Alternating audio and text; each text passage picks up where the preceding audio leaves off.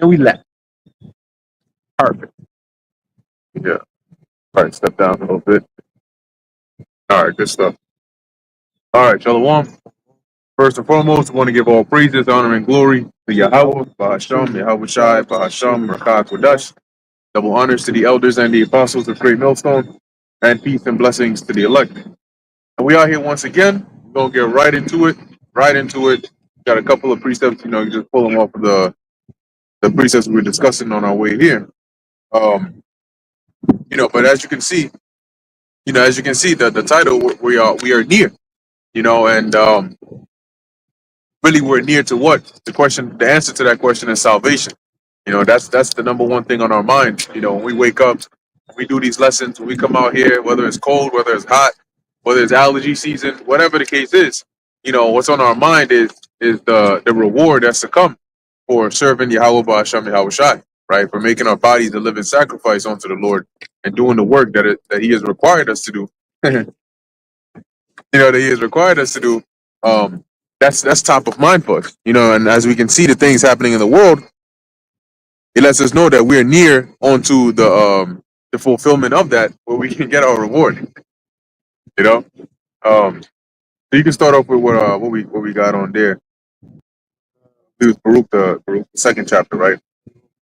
Yeah, let's start with that one, because at the end of the day, the Most High set this all up from the beginning, right? The scriptures tell us that the things that were written aforetime was written for our learning. That's number one, but also that the Most High declares the end from the beginning. So us being here in this point in time, doing what we're doing, this is already set up by the Heavenly Father from the very beginning. Here we are basically playing our role in this movie, right? In this script, which is why it's called the scriptures. We're playing every one of us has a role to play, and that's what we're playing, in the Lord's movie right now. Okay. No, start the top.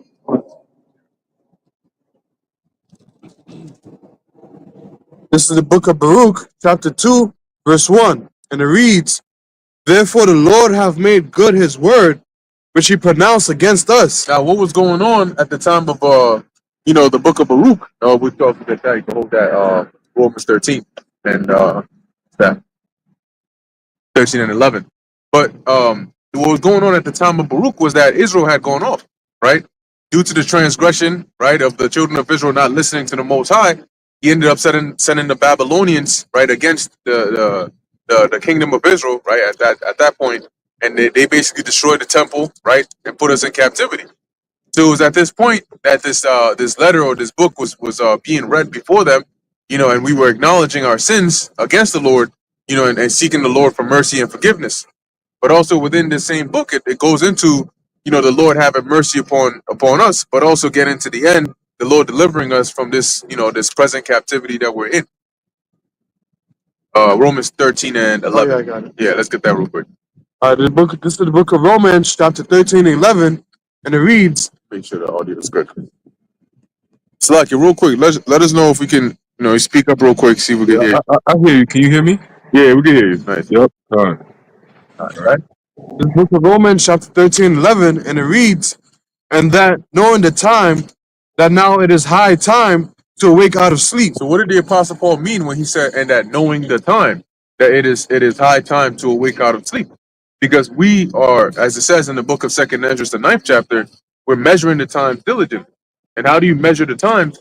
Using the scriptures, right? See, the Bible has a set of events that are set to happen on the earth, okay? And we use that as a measuring stick as we see the things that are happening in the earth to, number one, find out where are we in the timeline of biblical prophecy and what's to come next.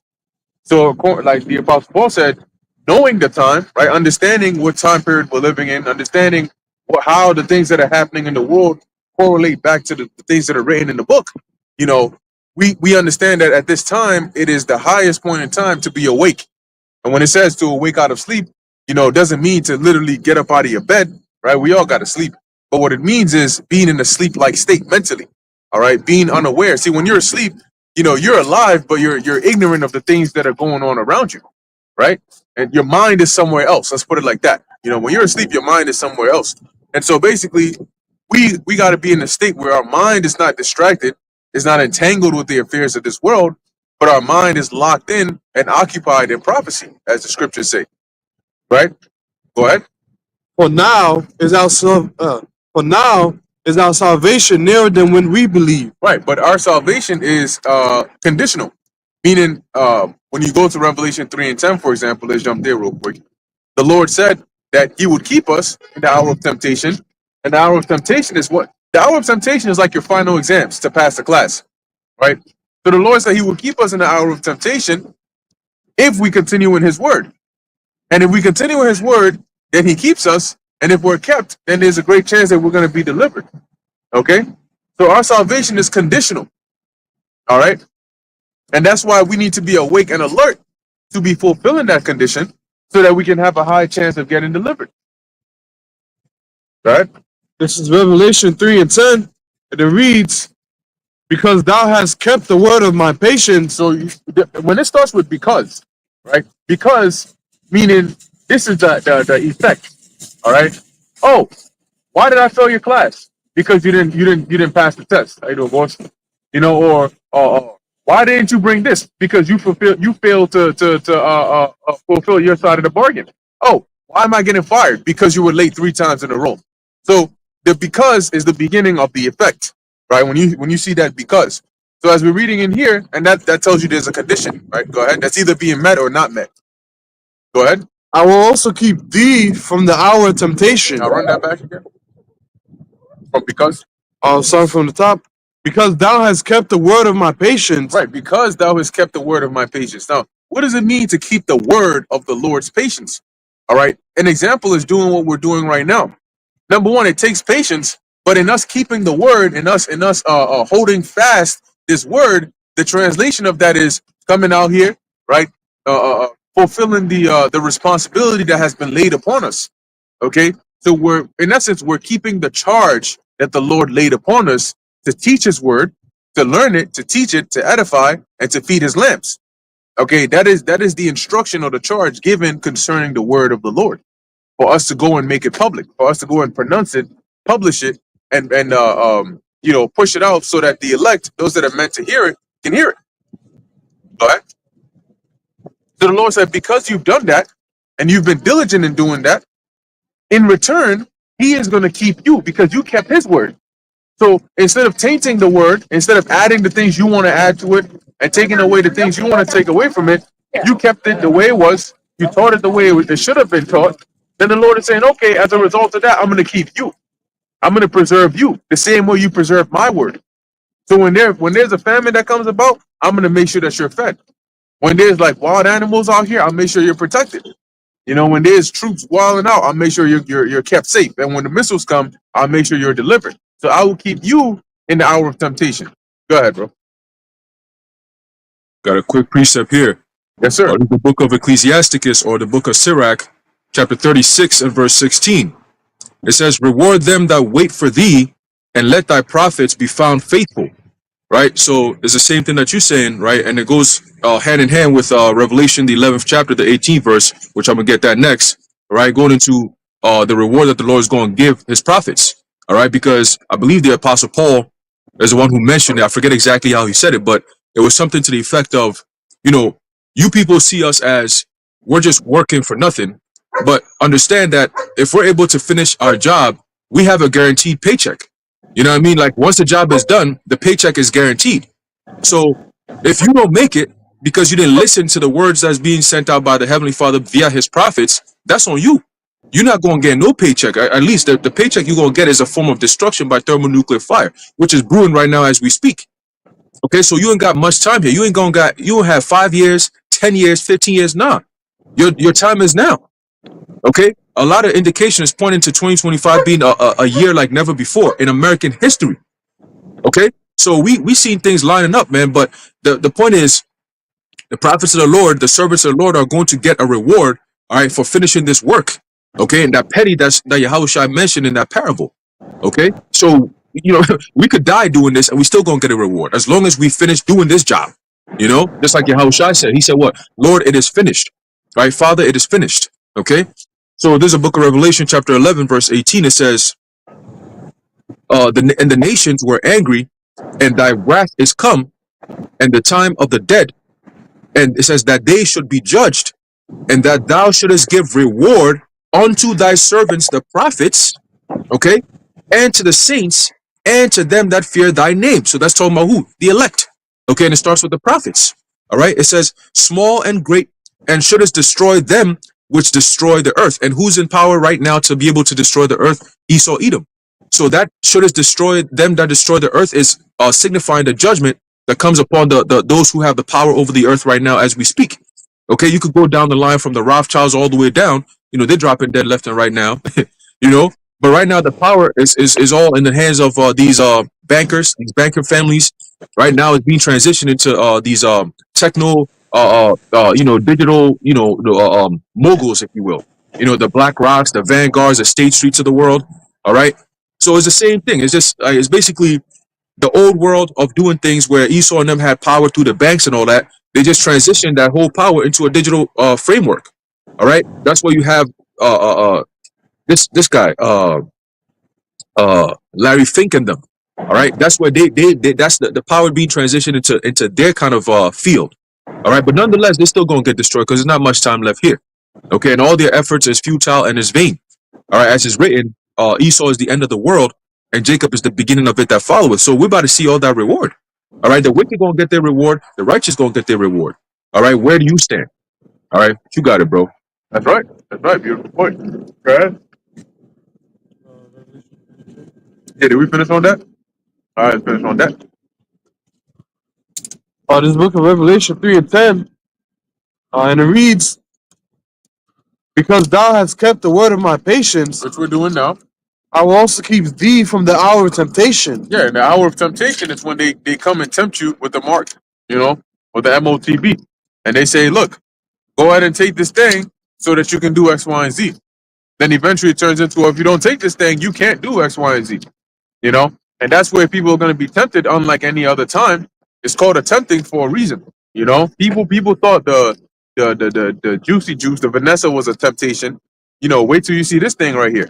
Okay? This is going to, because the Vanessa was like a, you know, a small step in comparison to the revolution, the revolutionizing of the world that this MOTB is going to come with. That's why it's taking so long for them to come and fully push it mainstream, because everything else it has to be in sync to work with it. You know, your 15-minute cities, you know, your carbon taxation, your digitalization of everything. It all has to be in sync for this to work out seamlessly, because this falls under biometrics. You know, that's what it falls under. And biometrics is a highly advanced technology. You know, so you need to up everything up to that standard. And when it comes to actual technological resources, that's not a problem for them. You know, it's about easing the people into it. You know, either easing them into it or speeding them into it. It just takes the right event. Go ahead. That was on there? All right. Which shall come upon all the world. Which shall come upon all the world. And that's why you see the things that are going on in the world, you know, especially in this technological stuff, it's everywhere. You know, it's everywhere. It's not happening just in America. It's not just happening in, you know, these countries are doing it in their own way, in their own version. But at the base of it, it's still all going digital. You know, whether they choose a different payment system, if they're not using SWIFT, it's still going towards a digital use of currency. You know, go ahead. To try them that dwell upon the earth. Yeah, to try them, to test them. So everybody's going to be tested upon the earth. But really, those that the Lord cares about are the Israelites, you know, whether they take it or not. That was it on that? Yes, sir. All right, so let's jump back to where we're at. Oh, yeah. Real quick. You know, when you mentioned that, it just made me think about how easy it is. At this point, we know through the Spirit and power of Yahweh Shem Yahushua that it's only a matter of time, really. It's just the Lord setting things up, right? Once the setup is done, you're gonna see that the dominoes fall real quick. All right. Now, what do I mean by that? You gotta understand that, and we mentioned earlier about how these technocrats and all of them, they have pretty much power over the earth. How do they do that? All right, it's through wicked tactics and manipulation, right? You got wars, you got different things that they do, weather manipulation and all kinds of different shit. But in reality, when you look at the way the market works right now, it's all about stakeholders, right? I think it's called stakeholder capitalism, if I'm not mistaken, right? Which is something that the World Economic Forum they always heavy talking about, right? Now, I was looking into some information, I think a couple of days ago, and I found out that State Street, Vanguard, and BlackRock pretty much owns shit. I want to say almost 50%. It's like some crazy number. I think 30 or 40% of the world's wealth. Okay, and how do they do that? It's through um, so-called shares, right? Holding shares and so on and so forth. So the more shares they may have in a corporation or whatever, the more power they have over that corporation. So now you got Vanguard, not Vanguard, what's the other one? Larry Fink shit. What's it called? What was it? BlackRock? BlackRock. There you go. You got BlackRock telling companies and corporations that, hey, if you want to continue with your business, you're gonna have to push certain narratives. You're gonna have to push certain behaviors, if you will, Yep. right? Yep. And they say, for example, the LGBT no IQ situation, the whole DEI bullshit, right? So they say, look, if you want to continue to stay in business, because we have the most shares in this stock right here, so whatever we say is what's gonna happen. So they say, okay, you know what? Now it's time to switch gears. At first, it was 2020. They were pushing for the Vanessa. That's why every company damn near was pushing the same thing because BlackRock, Vanguard, they have majority of the shares in a lot of these companies that people are working with, right? So if you go to the bank has BlackRock got shares from the banks, all right? So they own pretty much a lot of these banks, right? You go to the your jobs, whether it be a state job or a government job, these people have power over them as well, okay, through shares and so on and so forth. All right, you want to go buy a car, whatever you want to do. You want to own a house, especially now. They say they're buying all these real estate houses, and that's why the housing market got so bad over the past couple of years. Is because you might have a house that is being listed for maybe $300,000. These motherfuckers come in and outbid the shit out of you. They'll probably put it up for we buy it for 600. You ain't gonna compete with no corporation that's trying to buy a house for 600,000 when you only got 300. So they buy it and then they hold it. So now it's like, okay, we bought the house. It was worth 300,000. Now we got it for 600,000. We're gonna sell it for 800,000. So the only people that can be able to buy this is rich people or corporations or businesses, not the regular average American. You see, so now they have a power grip over these places that people may need for survival. So now at this point, once the system collapses and they have all the hold on the entire system, they'll dictate how to move, what to do, right? So now it goes from if you don't take the jab or the jump shot or you don't drink that juice, you can't work, you can't do this. And you wonder, like, why is the government going along with this shit? It's because the government is owned by these stakeholders, man. Okay, so now BlackRock could say, hey, if you don't push the RFID, you know what, as our new payment system, as our new identity system, then you can't stay in business. And they have the power to take you out of business because they hold most of the shares. And if you don't like it, you just get fired, or you can go find someplace else to work. Or they'll do what they just did to the United Health CEO guy. You up out of there. You know what I'm saying? And the owner of Cash App, I think similar, or if not the same thing, happened to him as well because he wasn't trying to be down with the system, so they took his ass out. Okay, it's always some mysterious shit. You know what I mean? But it goes to show you the kind of power that they have. So when the time comes and the Lord says, okay, it's go time, all right, that hour of temptation is going to be one son of a bitch, man. All right, it's going to be tough as hell because every corner you turn, whether it's healthcare, whether it's food, whether it's housing, whether it's education, whether it's just work alone, whatever it is, clothing, whatever it is, man, it's going to be this is the entry. You got to have this in order to do that. And this is what we've been warning about for all these years, and now we're seeing it all formulated and coming together, man. With of course with the whole concept of World War III in our forefront, right? We know that the MOTB is right around the corner. Okay, when you have Trump and them coming out nowadays, it looks like everyone is talking about this whole Bitcoin thing and the whole digital transaction shit, right? We now learning about it, right? But for years they've had this thing, planned out, ready to go. As we speak right now, you got countries that are trading out their actual real life assets for digital assets, man. It's happening right now. Okay, through the IMF and all these different giant corporations that have a stronghold over these nations, man, and over the leaders of these nations. Okay, so when the time comes, it's not going to take long, or it's going to take much for them to push the people into that direction, especially when the economy collapses. At that point, you have them at your will, and that's what we're seeing right now as we speak. A lot of different collapses are going to be happening very, very soon simultaneously, because the past 4 years was a setup for that.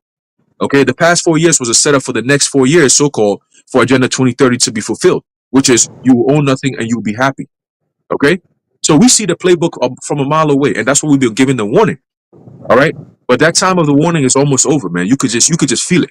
All right, this is the calm before the storm, so to speak. Okay, and that's why you have precepts like First Thessalonians, the 5th chapter. All right, that's gonna happen suddenly, and they shall not escape. Where are you gonna escape to? You're not going nowhere. Nobody's going anywhere, man. You're gonna have to face it, and the Lord's gonna have to fight on your behalf. That's why we're talking about the prophets being delivered. The Lord said He's gonna feed us when the time comes. All these things are real life shit that people are gonna have to deal with. Okay, when your government is nowhere to be found, if as a matter of fact they're the ones who coming after your ass, right? They're talking about an earthquake that just happened in Cali. We know it's an inside job, but the rest of the world, oh, when they have patents saying that they're going, the government's trying to control the weather by 2025. Well, we're just a few days away from 2025, a few weeks away from 2025. All right, so we're gonna see what it comes with, man. You got it, bro. That's right. That's right. Hey, you mentioned something. Oh yeah, I think there's something called Project 2025. Maybe your brother could look that up. Just type it in online. Let's see what we get for Project 2025. I forget the exact details of it, but I remember reading about it earlier this year. Somebody had mentioned it to me. But yeah, it's looking to be real interesting. How things are going to play out. At the end of the day, we can't tell you in detail, but we got to watch and see how it ends up playing out, because what the Lord has given us is like a check box, right? A list of check boxes that when we see them happen, we check them off. And you can sort of anticipate certain other things, but you still got to watch as well, right? That's part of the mystery of prophecy. All right. But in any case, we're in Romans, right? Romans 13. So run that back from the top on 11. If I got anything to you, This is the book of Romans, chapter 13 and 11. And it reads, and that knowing the time, that now it is high time to awake out of sleep. right? So now is the most crucial time out of ever, right? To awake out of sleep, to not be in this docile mindset, this distracted mindset that this world tries to put you in, right? This hypnosis. Go ahead. For now is our salvation nearer than when we believed. Yeah, now is our salvation nearer than when we believe. So, we think it's close, but at the end of the day, the Most High is the one who's in control of when it's actually going to be. But these things happening. So, with the surprise of prophecy, the Lord could actually have something major be about to happen in like 3 days, and you wouldn't know. You would just be there, and then the day comes, and you don't even know that you're just 3 days away from a major cyber attack or something like that. That the Lord has set up. You think, yeah, right, it could happen in the next 6 months, it could happen in the next 3 months, it could happen in the next 8 months, and the Lord's like, is it going to be 3 days? So as we're reading over here, what do we actually just read on that? Oh, salvation is nearer than when we believe. Meaning, you may think it's close based on the course of events. The Lord may say it's actually closer than you think. And then boom, you wake up one day and your phone ain't working. What the hell is going on? No TV, no phone, no radio. You may wake up to hearing your neighbors spazzing out. What happened to the Wi-Fi? All this stuff. And then eventually, because typically when that happens, right, you start to think a couple of things, right? Oh, did I pay my phone bill? Okay, did I pay the internet? Okay, is there something wrong with my phone? Because it's my phone that's not working. Let me turn it off, turn it back on. Then you find out, oh, whoever else you live with, their phone ain't working. Okay, let me go check the router. Is there something wrong with the router or the modem? No, it ain't that. Okay, so then now there's a bigger issue, right? So you start to understand, okay, there's something bigger going on here, and it's not from my specific hardware, right? It got to be something else. Say 9/11.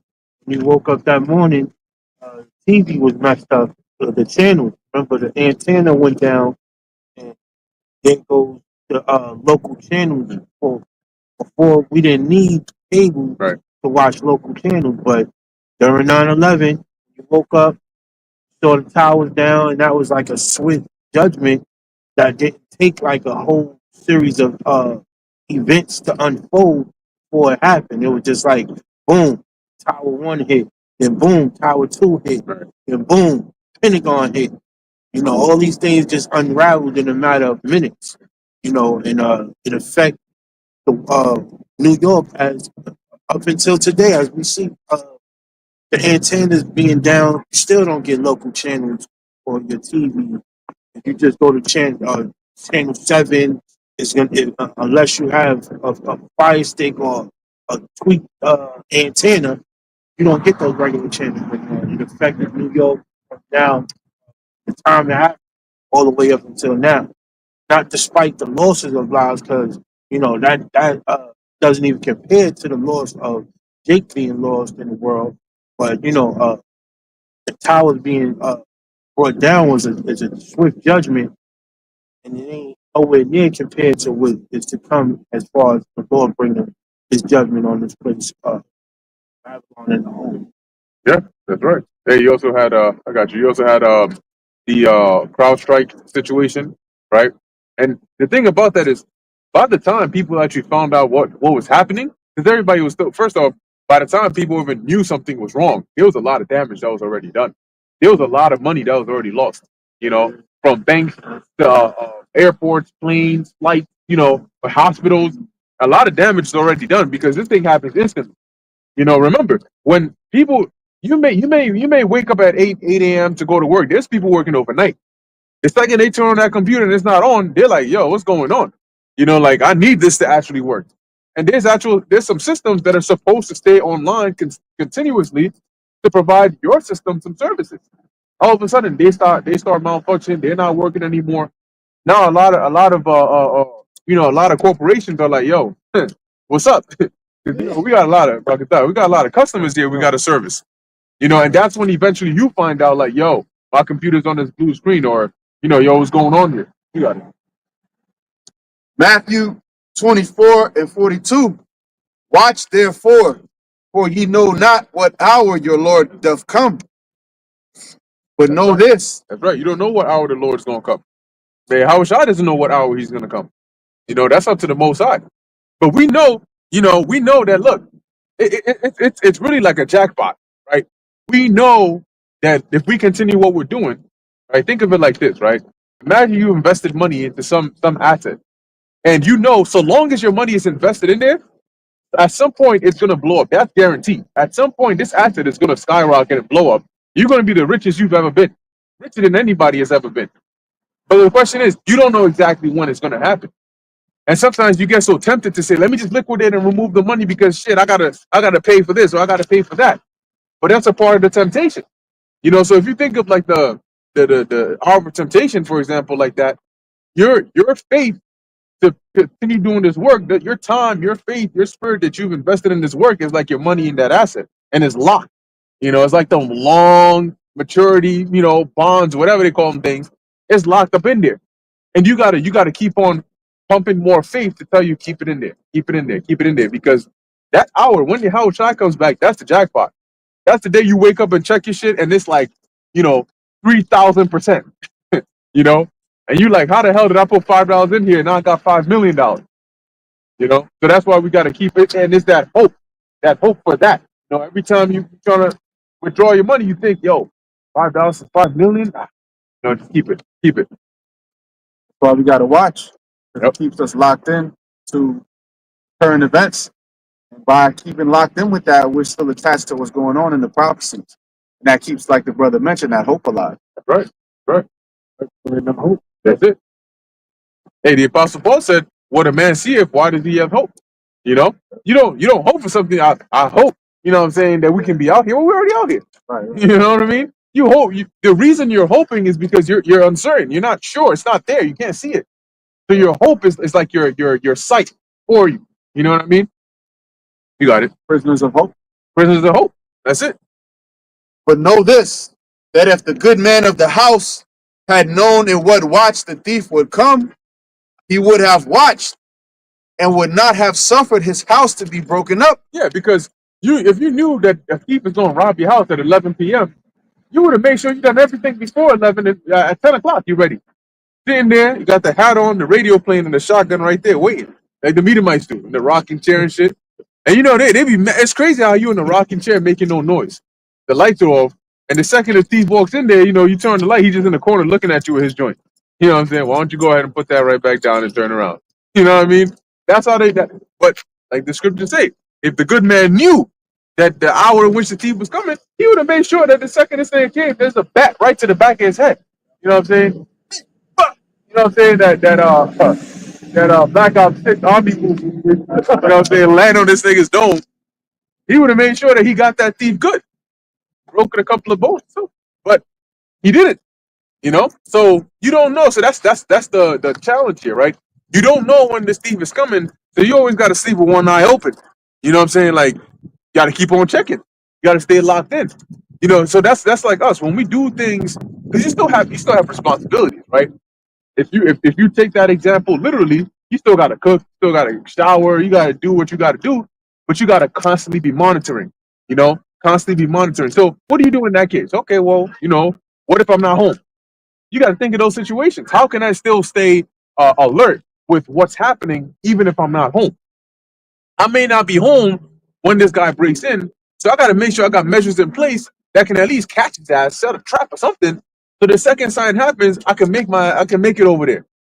So what do? Well, we know, okay, we got to measure the times diligently, but you may be at work. You're not in the Middle East, so you can't see directly what's going on. Well, that's why you got these articles. That's why you got these different, you know, news sites. You got these different social media platforms that notify you. You know, so you set those in place. So even though you may not be there, you may get a notification, and then you're aware of what's going on. So you can't say, well, right now the means that I need to do this doesn't exist, so I'm just gonna sit there. Oh Lord, you told me to do this. Well, I have a problem, and I'm just here. No, you got to solve the problem. You know, that's how the Lord knows. Well, how bad, you know, do you want it? How willing are you to do what I ask? Because if it was for you, you would have found a way to do it. You know, dudes will walk 10 miles in a blizzard to go, you know, break some back and beds. But when it comes to doing the work of the Lord, they ain't gonna do that. You could have found a way to go serve the Lord, but you found you I don't know, you walked on the train tracks. You know what I'm saying? To get there. Follow you walked under the train. You knew, okay, if I take the 4 train over here, the train ain't working, fuck it, I'm walking. You know, I'm gonna tear her back out today. So you made it over there. But when it comes to doing the work, the train ain't working, so I guess I'm going home. Hey, you know why they do that? You know why certain men would do something like that? It's because they don't have inner vision. Okay, and I was actually meditating on that the other day about a gift that the Lord gave men, especially the men of the Lord, is we have inner vision. All right. For example, I believe the parable that the Lord gave in regards to the kingdom being like gold that's in a field, and a man found it, and then he sold everything that he had so he could purchase that field. Right. It's the same thing with us, right? So we look at the kingdom and everything we have, though the world doesn't see it, we see it. We talk about it all the time, like we've been there before. You know, it's just like we just don't remember how it looked like, type of thing. You know, like, yo, in the kingdom we're gonna be able to do this. In the kingdom, this. Yo, I can't wait for the kingdom. It's like, all right, but you don't know what it's like. You don't know what it's gonna be like. Why is it like? What's this fuss about? You can't wait for it. You know, and that's the same spirit that the prophets of old were in. You know, the disciples were in the same spirit, asking the Lord, Lord, would you now instate the kingdom of Israel? You know, but the reason why is because we all have inner vision. All right, we can look at something when there's nothing, and we could see it for what it could be or what it's about to be. You see, you could give me a piece of land, right? The moment I see that piece of land, or you could say, yo, I'm gonna give you an already built house, right, with everything in it. Do you want the piece of land? I'm gonna give you a piece of land. I'm gonna give you the resources to put it up how you want, or you could take this one right here. If you ask a woman that, she's gonna take the house that's already built and completed, because she doesn't have inner vision to say, oh, you know what? I could make something out of this. You know, she already seen it. If she sees a piece of land is just sitting there, she's like, what the fuck am I going to do with this? A piece of land? But a man is going to look at it and be like, you know what?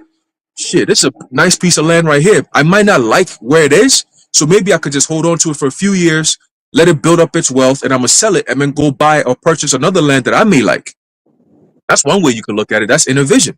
You're seeing something in the future that's not there right now, right? Or you could say, damn, you know what? Shit, thank you. I'll take the land. You know, and then you start imagining, I could put a house on this.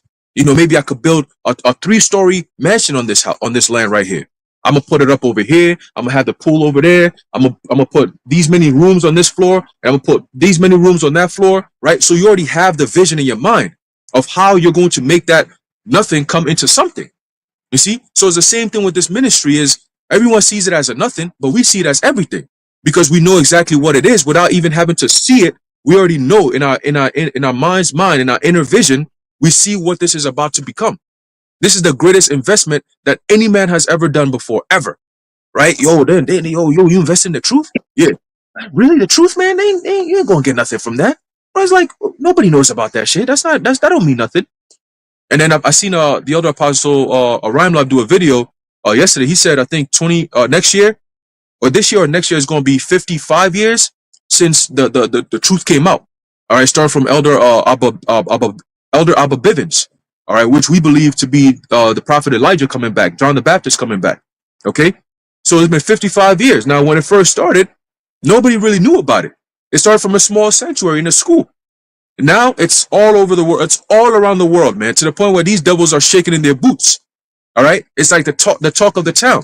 Yep. It's not like it used to when we first came into the truth. Remember, this just a few years ago, right? To show you how fast things have picked up over the past 10 years or so. When we first came into the truth, and you said, "Oh, you're an Israelite," Yep. people were like, "Oh, Israelite." Oh, Yep. now it's like, "Oh, hey, shalom, hey, shalom." We be teaching. You got people driving by, "Hey, shalom, hey, shalom." I'm like, "Oh shit," Yep. you know. So this truth is definitely going out, and that's why I'm saying that inner vision, brothers. Anyone who invested in this truth, in terms of you putting your body as a living sacrifice, you serving the Lord with everything you have, hey, it's the greatest investment you could ever make. All right, this is the greatest investment. It's guaranteed. It's not going to be like, oh shit, I may lose. You know what I'm saying? Like you put a few dollars in it, and then it's like, oh shit, it went down, so I lost a little bit. You know, nah. This is like it keeps on growing. All right, it's the greatest investment you could ever make. It keeps on growing. Yep. And that land that you purchased, we all purchased that land, which is this truth. Guess what? Now look at the kind of increase that we're getting. You know, and as we get closer and closer to the return of our Lord, we're seeing that this land went from something that everybody was passing by. It's like nobody even noticed it. To now, it's become the thing where everyone is trying to come around it. You see, you got other people who are trying to be like, "Oh, I'll buy this land off of you." You're like, this ain't for sale no more. I'm sorry, buddy. You know, that's the times that we're in. So very soon, people are gonna come around and be like, "Yo, I want to buy that. I want to buy a piece of that land." You say, "Nah, you got to go to the buyers. You got to go to sellers and buy." You see, that whole thing, it all comes full circle, man. It all comes full circle. You know, but the point is what? Inner vision. Okay? Inner vision. All right. And I got a quick precept here, and I'm gonna pass it. All right, in the book of Hebrews, again, going into faith, right? Going into faith, get this real quick. All right, it's the book of Hebrews, chapter 13, and verse 14, it says, "For here we have no continuing city, but we seek one to come." Right? So the same spirit that the disciples and the apostles were in and during their time, all right, during the time of Yahushua, during the time after Yahushua, during the time before Yahushua, okay, all the way till now, all right, we're in the same spirit of we seek one to come. Okay, and that one that's coming is everlasting. That's that great city. All right, the great city that we want. That's the nation, the kingdom of Israel. Okay, so when that time comes, man, forget about it, bro. You're not gonna be saying, yeah, it's a type of kingdom that you get a new body. What kind of kingdom you know on this earth that you get a new body to be in, man? Like you gotta have a new body to be in this kingdom? Damn. You know, you gotta be renewed all the way. The whole entire earth gotta be renewed for this kingdom to actually flourish, to work. Like that's crazy, man. And I get pumped when I think about stuff like, because it was that concept that brought me into the truth. The kingdom. Remember? Yo, it was like a freaking, I don't know what it was, man. It was I want the kingdom. I want to go to the kingdom. Yo, every day was the kingdom. Kicking chairs and throwing things around, you know, cursing everybody out because the kingdom, you know. And then we finally found out the truth and what it is. I was like, oh, yo, hey, we in the right spot. We are where we're supposed to be, man. The greatest investment ever made, which is what? In this truth. All right?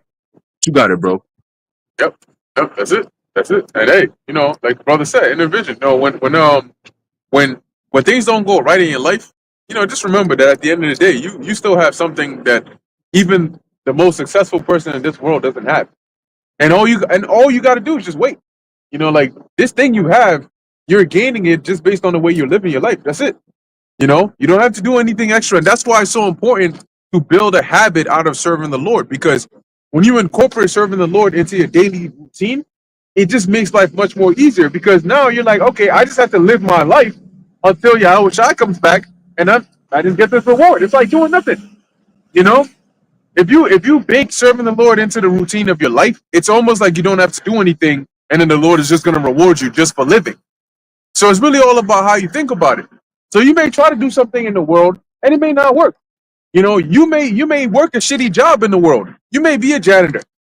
You know what I'm saying? You may be in a low position that people don't respect.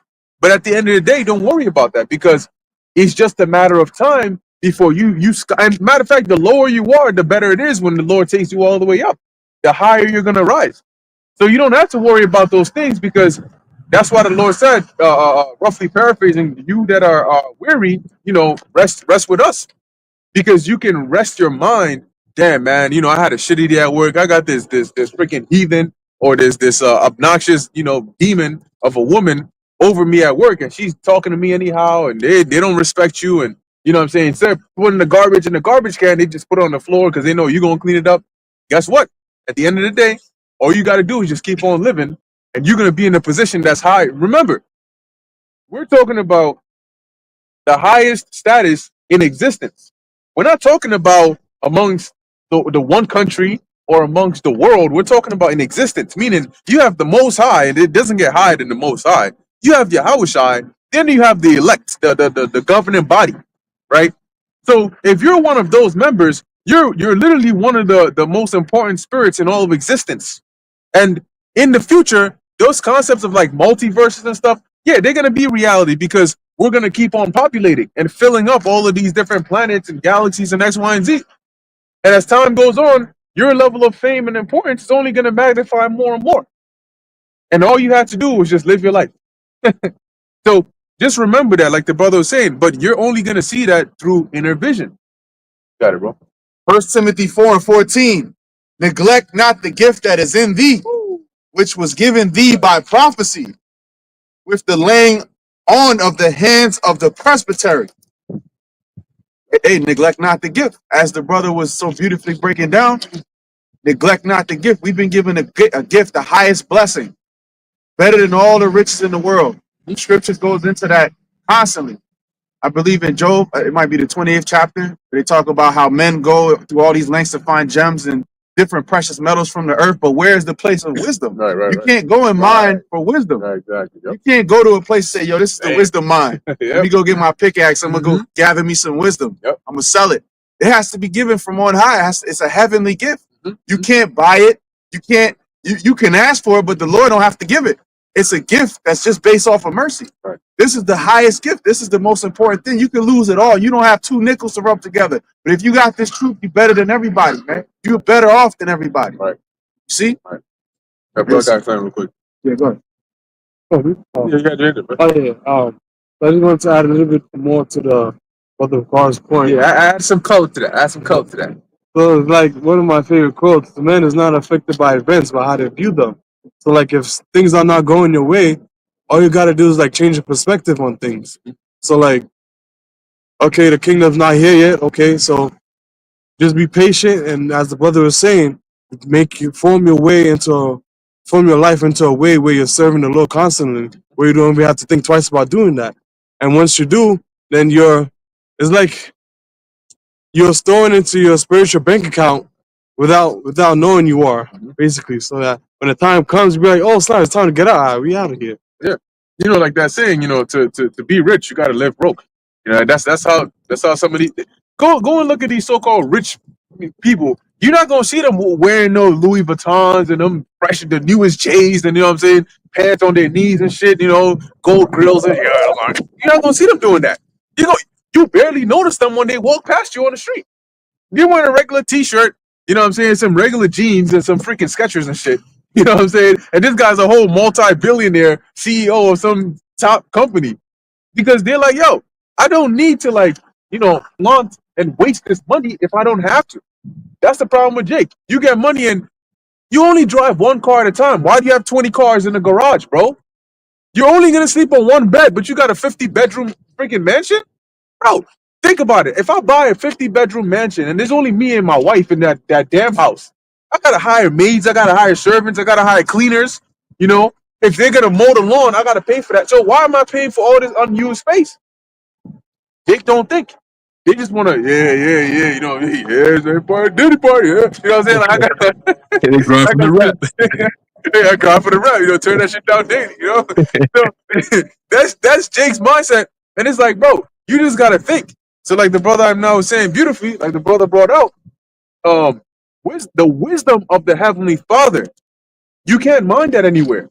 They may tell you, oh, you want to know about cars? Go to the school about mechanics. But that's why the scriptures say that the wisdom of this world is foolishness with the Most High. Because anybody can gain the wisdom of this world, but the wisdom of the Most High, not anybody can gain that. It's funny how you may have certain brothers that may not be, you know, as high on the literate level, right? Maybe they may not, their literature may not be on point. You know what I'm saying? Their cognitive function may not be the top out there. But what they know and what they understand is far better than one of these top prestigious scholars. Somebody who's a great orator, they come and they give speeches and the crowd goes wild. And this brother can barely read like 2 sentences, but he knows the Heavenly Father. He knows the name of the Lord. He knows he's an Israelite. He knows the prophecies. Guess what? If all hell breaks loose right now, I'm following him. Because it may take him a minute to tell me, okay, let's go over here. Maybe the brother might have a speech problem. Maybe the brother might be deaf. But if I follow this brother and I can understand what he's saying, he's going to tell me, don't go there. Let's go over here. And if I go here, I'm going to live. Versus this brilliant orator who doesn't know what to do because he doesn't have that wisdom of the Most High. So it's not about that's why the Lord said, don't judge according to the outward appearance. It's not about, oh, this guy's rich and this guy looks ill, he's cute. Or he's, no. When all hell breaks loose, it's going to be about Isaiah 33:6. That's what's going to matter. You best believe that's what's going to matter because guess what? I'm going to follow this guy that's so famous in the world, but then we all starving together. Or I'm going to follow this brother that nobody respected, but guess what? He knows where to go. He knows what's coming. He's like, nope, keep your head down. Nope, don't go over there. Nope, be quiet. And you find out why he said that. Something as simple as, oh, you got a point? Yeah, go ahead. Something as simple as differentiating between the true and living God and an idol. Right. The masses can't do that. Most people can't tell you. They think Buddha is a real God. Right. Or Hare Krishna or some other nonsense, you know? But a brother can tell you this is the true and living God. This is his name. That alone puts you miles and leagues above everybody else, man. Mhm. You know? And it's something so simple. All of the parables the Lord is saying is simple. That watch out for the thief. Right. See, everybody knows the thief coming. You got to look out for that. Right. It's something that's basic, that's easy to comprehend, but that's why the world overlooks this because they're looking for something like an algebraic, breakdown with the calculus and the, quantum this and. But here it is. It's so simple and straightforward to you. Yeah, that shows that the Lord knew what he was saying when he said, "Thou art rich," Right. because he like a hidden treasure that he didn't tap into. You know, the hidden gem. Remember that movie with the brother the Amalekite, Adam Sandler, but he was talking about Israel when it came down to that hidden stone, that rare gem that was priceless that they was trying to sell to Kevin Garnett. But like he said, we are rich, and this precept right here proves that the treasure that we possess is not of this worldly manner, all right, but it's the spiritual manner of knowing His word and knowing the Lord and knowing that we are His people. You got it, bro. All right. I think, yeah.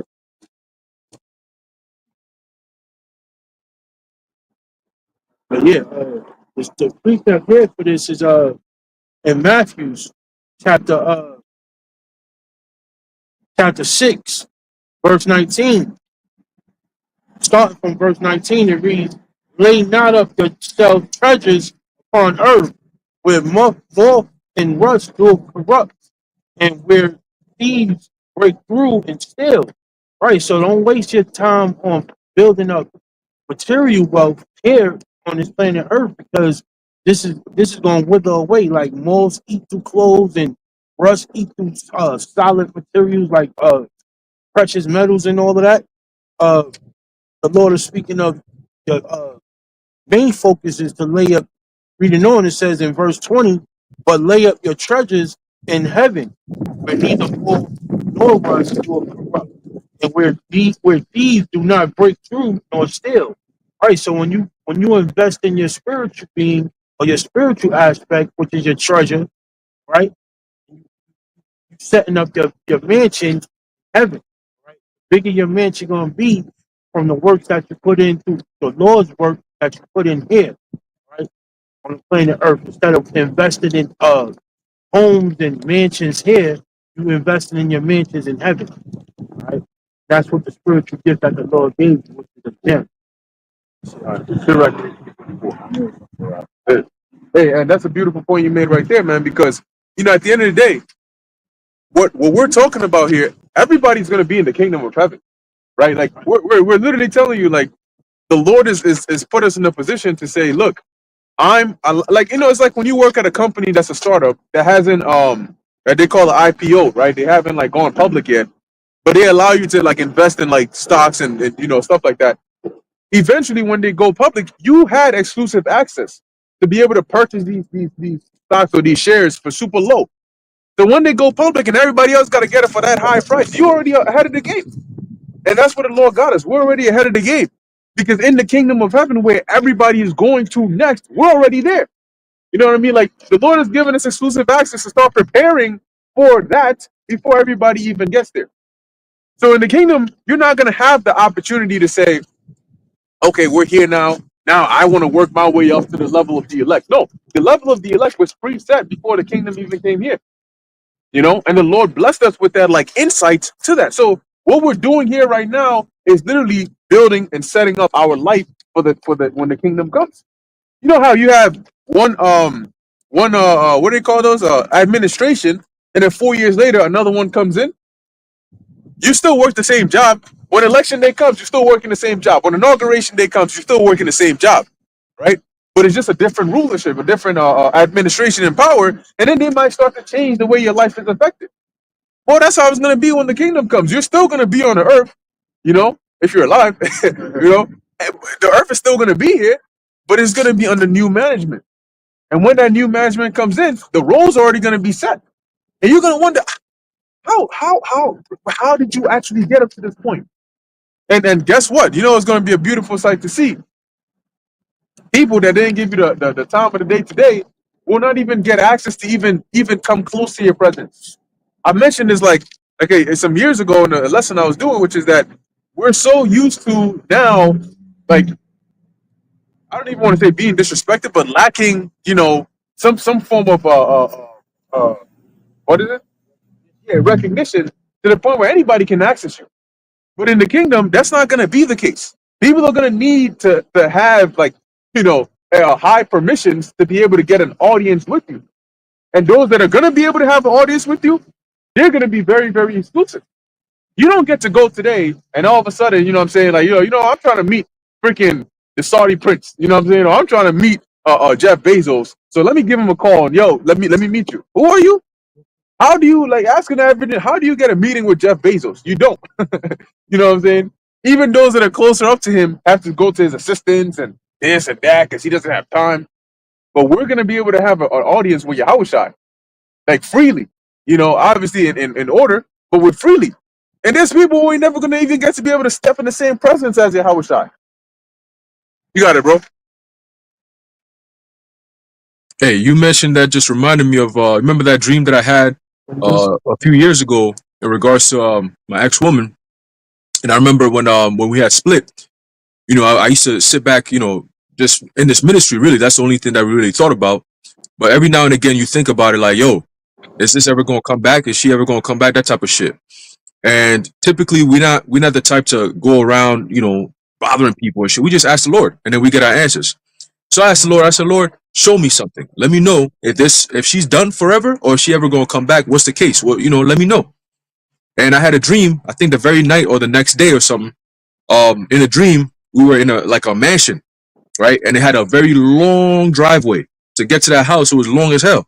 And it was on the top of a hill, and in that dream, Yahushua was in that house, and there was like mad angels in that house, like on guard. And I see this car coming up top speed, like, driving up the damn hill, like coming mad fast. And then she gets out the car and she's screaming, like crying, like, yo, where is he? She's calling my name, like, where is he? Where is he? So she finally finds where I'm at. I'm like, yo, who's making all that noise? So I step out and I see her right there. And she comes and she kneels in front of me, bows down, and she grabs my foot. And she starts begging me, like, please take me back. Please take me back. And I was looking at her and I was kind of like pushing back. And I stood there, I looked at her and I said, yo, stand up. And she couldn't get up. And I told her, I said, it's not up to me. I'm not the one who makes the decisions anymore. You see that man right there? He makes the decision on who gets to come around us. You see? And she was like, no, no, no, but I knew you. I didn't know him. I said, that was the problem. You didn't know him. He matters. He's the one who calls the shots. So right then and there, you see Yahushua pull up, and he gave an order. He's like, yo, pick her up and take her ass up out of here. So then I seen an angel, or it was like a bodyguard, son. He picked her up, put her over his shoulders, and then she was like kicking and screaming, like, please, come on, please, please, just tell me, please. I'm sorry, I want to come back. And I was like, yo, it's not up to me, man. The decision has been made. You gotta go. And then they took her, and then they took her away. Wherever they sent her, I didn't really see. But then once Yahushua gave that command and she got picked up and taken away, that was that confirmation for me that she ain't coming back. Why? Because she doesn't belong here. You see? Because I remember years ago when we first came to the truth, I was watching the apostles, and she saw the video, and her first comment was, "That's what you want to be like?" And I looked at her like, "What the fuck? Like, do you understand what's going on here?" Like, she's like, "You want to dress like that when you want to get old and be like this, doing this?" And I was like, "Yeah, this is what I was born to do. And if you don't like it, you could leave." And that was it. Like, that was just how I felt at that moment, and I still feel that way, you know. So when I got that confirmation in the dream, when I woke up, I said, "Hey, Lord, the water, you gave me the confirmation I needed." Yo, literally like a week or two after that, she hit me up. So I said, "Oh, that's the spirit." The Lord was letting me know that, yo, she's gonna come back, and you're not taking her back. So this is what I'm gonna show you, so you can make your decision from there. And when she hit me up, she was on some like, first question was, "Yo, I just want to know why we never got back together." And the answer was, "Yo, we went our separate ways. I'm peaceful, and I hope you are too." And that's the end of it. Ain't no beef, and that was the end of it. You know. So the Lord shows us little things here and there, but going back to the point of, we're gonna be in a position where we're not even gonna be the ones to make the decisions on who gets to come around us, right? The people gonna be willing, as it says in Psalms 110:3, right? That people shall be willing in the day of thy power. See, so people are gonna want to be around us. They're gonna want to hear what we have to say, because once the world sees, oh shit, these are the men of the Lord, like it finally hits them and the reality dawns on them, that's when your stock value goes all the way out the roof. Kind of like Bitcoin. A few years ago, Bitcoin, ain't nobody was paying attention to Bitcoin. Now you got Eric Adams laughing, talking about my first paycheck, I said, give it to me in Bitcoin. Now who's laughing now? Like, you dumb idiot. You're gonna end up taking that C-hip anyway. It's a setup. You see? But the point is, the value goes all the way up, and then that's when everybody wants a piece of it. When everything is like, oh shit, damn, I didn't know, yo, it went from what, $1 to what, $100,000, yo, let me. Nah, it's a limited supply, baby. You can't get none of this. Plus, you can't even afford to get none of this. You got $100,000 right now that you could buy Bitcoin? No, all right, so keep it moving. That's it. So that's how we gonna be very soon, and it's not gonna be, like I said, it's not gonna be us making the decisions. It's the Heavenly Father. He's protecting his men. He said, "I shall make a man more precious than fine gold." You see? You think the Lord gonna let any old person come around his precious fine gold? Man, come on, stop playing. All right. So yeah, man, that's the type of time we're gonna be on very soon. All right, that fame that the Lord is gonna give us. All right, in the land where we were put to shame. All right, this is that land. It's gonna come. It's happening now, but it's gonna be on a whole nother level very soon, man. When that spiritual power comes in, when the undeniable prophecies come to pass, and people are like, "Oh shit, yo, these men were right. These men were right." You're gonna have women crying. Isaiah 4:1 is gonna come into play, right? Because they know that their lives depend on being around a man of the Lord. But guess what? A man of the Lord is gonna be so scarce in that day. That's what's gonna make us so precious. When you got ordinary men dying left and right, and you got a man of the Lord who's solid, and he's an actual man of the Lord. Like, the Lord is working with this man. You don't think people want to be around that? Everybody's gonna want to be around that, but it's gonna be not enough people, all right, to go around. It's like there's not enough prophets to go around. When they were out there, that's when you were supposed to go find them. Now they're not here. No, now you want to look for them, you can't find them. They've been secluded. Like the Lord is gonna hide us, like the Ark of the Covenant. He's gonna hide us. Now you can't get to us. It's over. All right, but you got it, bro. Yeah, I mean, you said it perfectly, right? Because today we're here in abundance. Matter of fact, people complain that they can't get away from us. Like, they're like, everywhere I go, they're over there. But very soon in that time, you're gonna be like, how can I find even one of them? Like, even the dude that was listening across the street, let me find him. But hey, if the Lord says no, then the answer is no.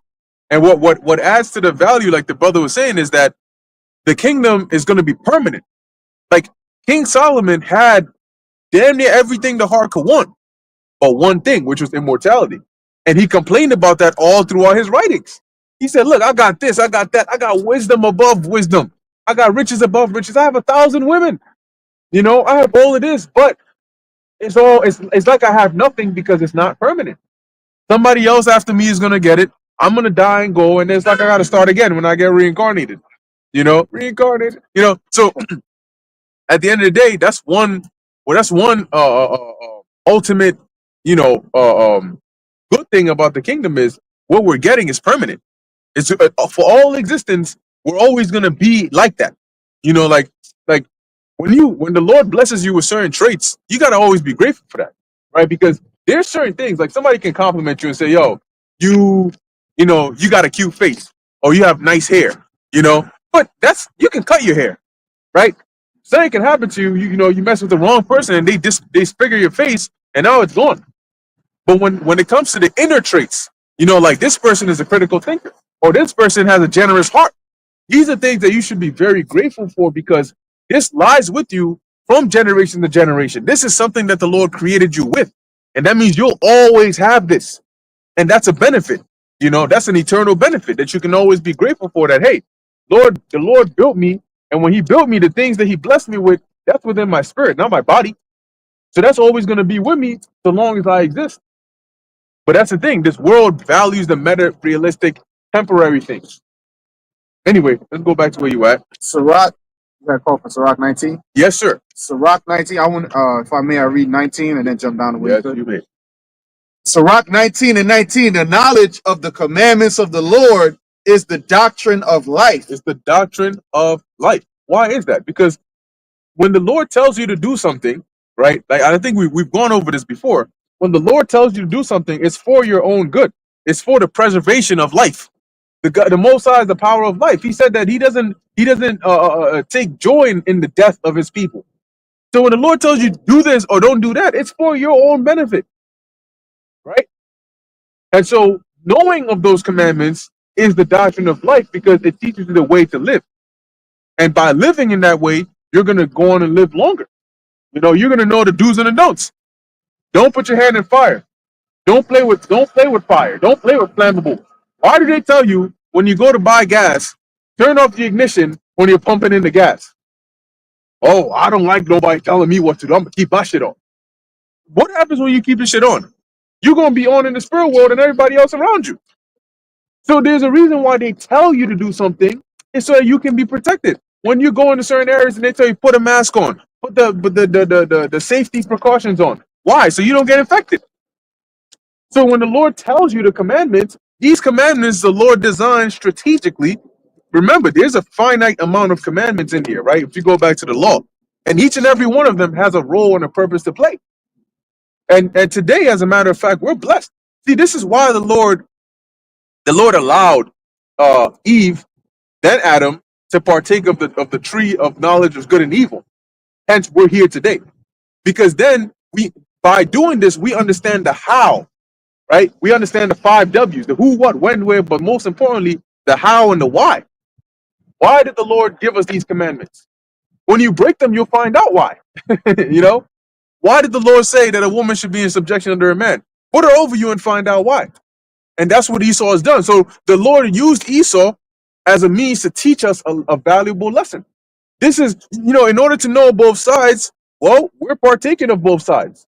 We're understanding we're living in a world that is ruled by wickedness.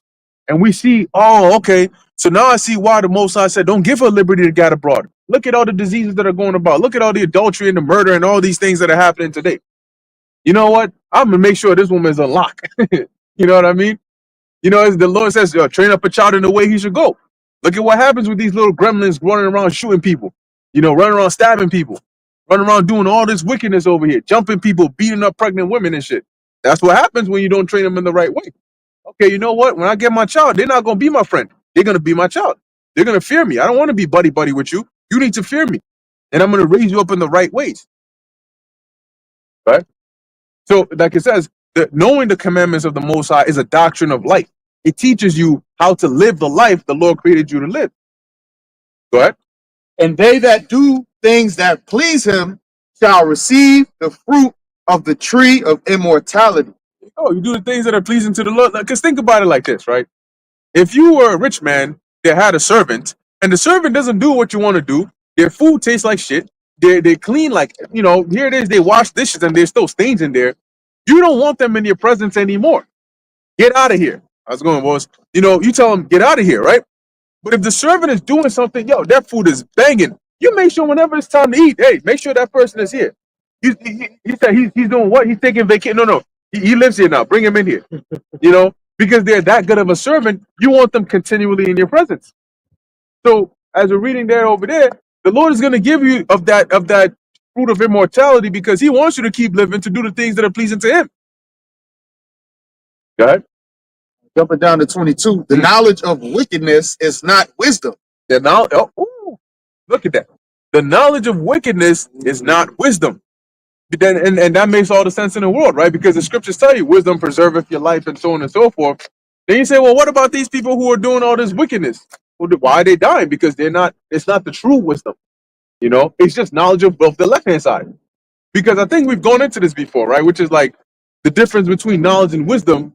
And knowledge, as the prefix is know, right? You know things, right? You learn things and then you know them, but wisdom is how you apply them. So there's a multi-step process when you learn things. If you learn something and you never apply it, there's no point in learning it. Oh, I know that poison is bad, but I'm gonna drink it. So why did you? It's the same as not knowing poison was bad. I know fire can damage me and kill me, but I'm gonna put my hand in there anyway. So it's the same as me not knowing that fire can kill me. So the wisdom is the proper application of that knowledge and understanding, right? Because when you understand how something works, you know why you should use it the way that it should be used. Right? Neither at any time the counsel of sinners prudence. There you go. So when it says the prudent man looketh well into his goings, it ain't talking about these Edomites, because no matter how much wisdom or how much knowledge they have on the left hand side, it ain't enough to save them. They're still gonna be locked up in chains at the end of the day. And then you can ask them, so all the shit that you did on the earth, what was that for? You did this, you brought the Klaus Schwab. Matter of fact, go get his ass. Go get that bald. You might put a curse on him to where every generation he comes, he remains bald. And he looks the same. That fat turtle face, the small fingers, big ass head. Them Attack on Titans, yeah? Pencil neck. Niggas never have no. Their freaking suit looks like it's always suffocating them. Like nigga looks like he got the bobbleheads. His neck is always like being sucked in a vortex over here. His small ass. Yeah. How your head so big and your neck so small? Yeah, but he's evil as hell, and it's always them ugly small creatures that are evil as hell. Yeah. You like, why is it how has this guy been able to live for so long? Kick his ass in the shins and shit. Go ahead. Going to 24, he that hath small understanding and feareth the Most High is better than one that hath much wisdom and transgresseth the law of the Most High. Yeah, because what did the scripture say? The fear of the Lord is the beginning of wisdom. So if you have small understanding, but you fear the Most High, that's the point I was making earlier. In this world, you may not be the smartest person, you may not be a genius, but if you fear the Most High, you're gonna know how to live life, right? You're gonna know, let me not eat pork, let me not commit adultery, let me not do these things, and you're gonna live longer. And then you may do an experiment, a simulation, and you may say, how come this guy right here dropped out of middle school? I don't even know how you do that, but anyway, maybe it happens, right? Dropped out of high school, dropped out of middle school, didn't go to college, whatever the case is. He's not looked at as somebody who's like, a top dog, right? He knows X, Y, and Z, but he fears the Lord. And you got this guy over here, he went to freaking Stanford, graduated, top of his class, you know what I'm saying? Prestige, whatever, valedictorian, you know what I'm saying? He's top dog. But then you put them both in the course of life, and this guy ends up dying early versus the guy that fears the Lord. Why? Well, what is death? Death is the penalty of sin. And when you fear the Lord, you know to stay away from sin. And the more you stay away from sin, the longer you live. So this guy, though he doesn't know everything in the world, he knows the things he should know to fear the Lord, because what did King Solomon say? The whole duty of man is to fear the Lord and keep his commandments. So all the extra stuff that this other guy knows is just superfluous. It's just extra. It's just to make his life on earth comfortable. But it may be a short life because he doesn't know how to actually live life. And that's why fearing the Lord is greater than having all the wisdom of this world. You got a lot of intelligent idiots in this world. That's the goal. Yeah. You got a lot of intelligent morons, bro. You know, they can do all this. That's what you call being penny smart and dollar stupid. You didn't really focus on the true value of life, just to serve the Lord. But you got caught up, and that's the Most High set up idiots. You know, he gave them all the information just to make them so stupid to show that that ain't what it's about. Yeah, exactly. I'm going to take my meek servants and I'm going to give them the highest knowledge, and they're going to be the downtrodden offscouring of the earth. You know, everybody's going to shit on them, but they're going to be the ones that's going to inherit eternity. And the guys that had all this different shit, you know, like the brother said, all these accolades and different things, that's the Lord showing you that that pride is nothing, man. He's going to bring that pride low. Because with all that, you didn't even acknowledge the creator of it all. Right. You didn't even acknowledge that there's a higher power. The most simple, basic thing, you lost it. But you did all this. Yep. You know what I'm saying? So you missed the point. That's what happens when people come into this truth and they skip the foundations. You know, oh, it's too boring. Oh, it's too basic. Oh, you know, why do I gotta? No. I want to go into the deep mysteries. You know, and then they learn that, and then they want to use that for everything else. But why the Lord taught it to them? You know, the Lord gave you this knowledge so you can do the task, which is to feed the sheep. But what do? They use it to feed off of the sheep. You know, oh, come watch me debate with the knowledge the Lord gave you. You know, I know that nothing is gonna come out of this but entertainment, but come do it anyway. You know, I'm gonna tell you this because it sounds good. Let me have, and then they turn the holy days of the Lord into parties. That's all it is. Look, when you have these congregations that have these grandiose parties, come to this holy day. The attire must be all black. You know what I'm saying? What are they coming for? When you got them grand IUIC Passovers, what do you think is going on through the minds of those people coming there come that night? Do you think they're coming there thinking about Yahushua? Not really. You know, because they don't even call him Yahushua, right? For the most part, some of them say the name. But they coming there thinking, damn, yo, last year Nate came in on a horse, man. I wonder what he's gonna do today. Yo, y'all seen Bishop yet? You know what I'm saying? Y'all seen him yet, man? Hey, damn, yo, hey, Bishop, this guy, or Deacon, this guy, man, he looking nice, man. Shit. Man, the kingdom gonna be sweet. They coming in that party spirit. Yo, who's making the lamb this year? That's what's going on into their minds. The Passover is not the highlight of the Passover is not supposed to be the food. It's not supposed to be coming there and gathering to have a good time. These holy days, when you read it, is to have remembrance of what actually happened over there. And most of the time, they're probably not even thinking about what actually happened on that day. For them, what's the difference then between that and a Christmas party? Or that and Thanksgiving gathering? There's food, okay, there's food. There's people, okay, there's people. There's entertainment, okay, then what's the difference? But if you go back to the actual night of the Passover, you know, sometimes you can be at a gathering and you can eat without really being hungry. And you can imagine that was what was happening over there, because the second the Lord said one of you is going to betray me this night, that appetite went away. You know, you're like halfway through it. I don't want to eat this joint no more. Like, what you mean? And then now everybody's heart is dropping, looking around like, wait, who? Somebody's going to betray you, but what you mean? What you know about that? You know, and they're going right around and everybody's nervous.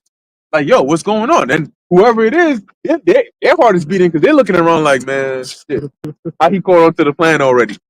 So that's the whole point, man. You got to actually bring to remembrance these holy days. But going back to the point I was making, it's superfluous. They do all these extra things, the flyers, garments, coming in on a horse and all of that. But what does that actually do? How does that glorify Yahushua? It doesn't. Knowledge puffeth up. As you mentioned, them holy days. I saw a video of Ayathun from IUIC, and they had their tabernacles upstate, tabernacle celebration or whatever. And it was just a nonstop turn up. Women dancing. It was like a concert, man. Yep. And they were up all night. He recorded the next morning. Yeah, I've been up all night. But the scriptures talk about those that be rioting. We're in the time of being solemn. We ain't in the time of turn up. All right. You acting like we in the kingdom. But ask some people in that room, what's the MOTB? I bet you they can't tell you the answer. That's an example of you having all this knowledge, but you lost the most basic aspect of it. You decorated a house and you put the nicest side, and then you got the nicest chandeliers and you put all it, but where's the foundation at? Right. The foundation is shit. But you put all this extra shit and decorated it up, but then the foundation is weak. So you can't have a house like that. But that's what these other camps do. They were rather decorated and on the outside, the Lord spoke about the outward appearance. You don't see a foundation. It's in the earth, but it got to be strong. And when all hell breaks loose and there's a famine, guess what? What? Like, look, man. At the end of the day, when the Lord sees all this, right? We speak on this all the time, but the Lord sees all. I got you, Haran. The Lord sees all this, and guess what? When it comes down to it, this is the reason the Lord doesn't make a big fuss over this. You know why? Because He said, "Send the famine, and these people are gonna die, and these people are not gonna die." End of story. That's it. That's all it takes. And when that happens, it'll do all of the work. It'll do all the punishments. It'll do all of those things. Because you know what's gonna happen? It's just gonna be you and that hunger, and you're gonna be talking to yourself, and that hunger gonna be telling you, "What's up? How you feeling it now?" And you're gonna be wondering, "How do I get out of this situation?" And you realize there is no way out. You're gonna cry even unto the Lord, and nothing is gonna happen. And you're gonna know very well that you done messed up. You know why? Because the controller of thoughts, you know what he's gonna be putting into your mind? He's gonna be putting all the folly you did, all the intentions you had, and you know what he's gonna show you too? He's gonna show you know why you were doing all this? You know what you could have been doing? Could have been doing that. You know what would have happened if you had done that? Right now you'd have been eating. You know what's happening to my servants right now? Isaiah 65, they're eating right now. What's happening to you? Oh, look at your daughter over there. Them demons are gonna have fun with you. You might be hallucinating and having a demon give you a whole sermon about how you could have lived your life much better and you could have been eating. They're playing them SpongeBob clips and shit. Look at them brothers over there. Have you ever had that before? That is heavenly chicken. The brothers enjoying that shit. What are you doing?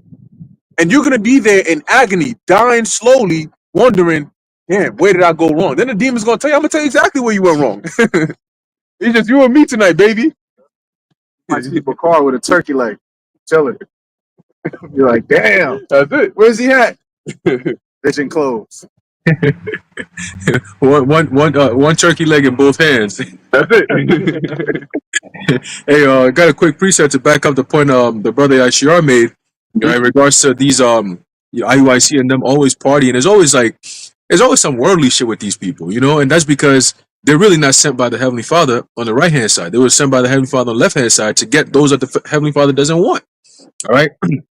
There's a book of Ecclesiastes, chapter 7, and verse start off at 2. It says, "It is better to go to the house of mourning than to go to the house of feasting, for that is the end of all men, and the living will lay it to his heart." Right. So typically, when you go to a house of mourning, right, it's a lot of, you know, you're in a somber spirit, right? Normally, when you're in a somber spirit, you're able to think clearly, right? You're not under any influence. You're just more relaxed and more like not relaxed per se, but more of a low tone. You know what I mean?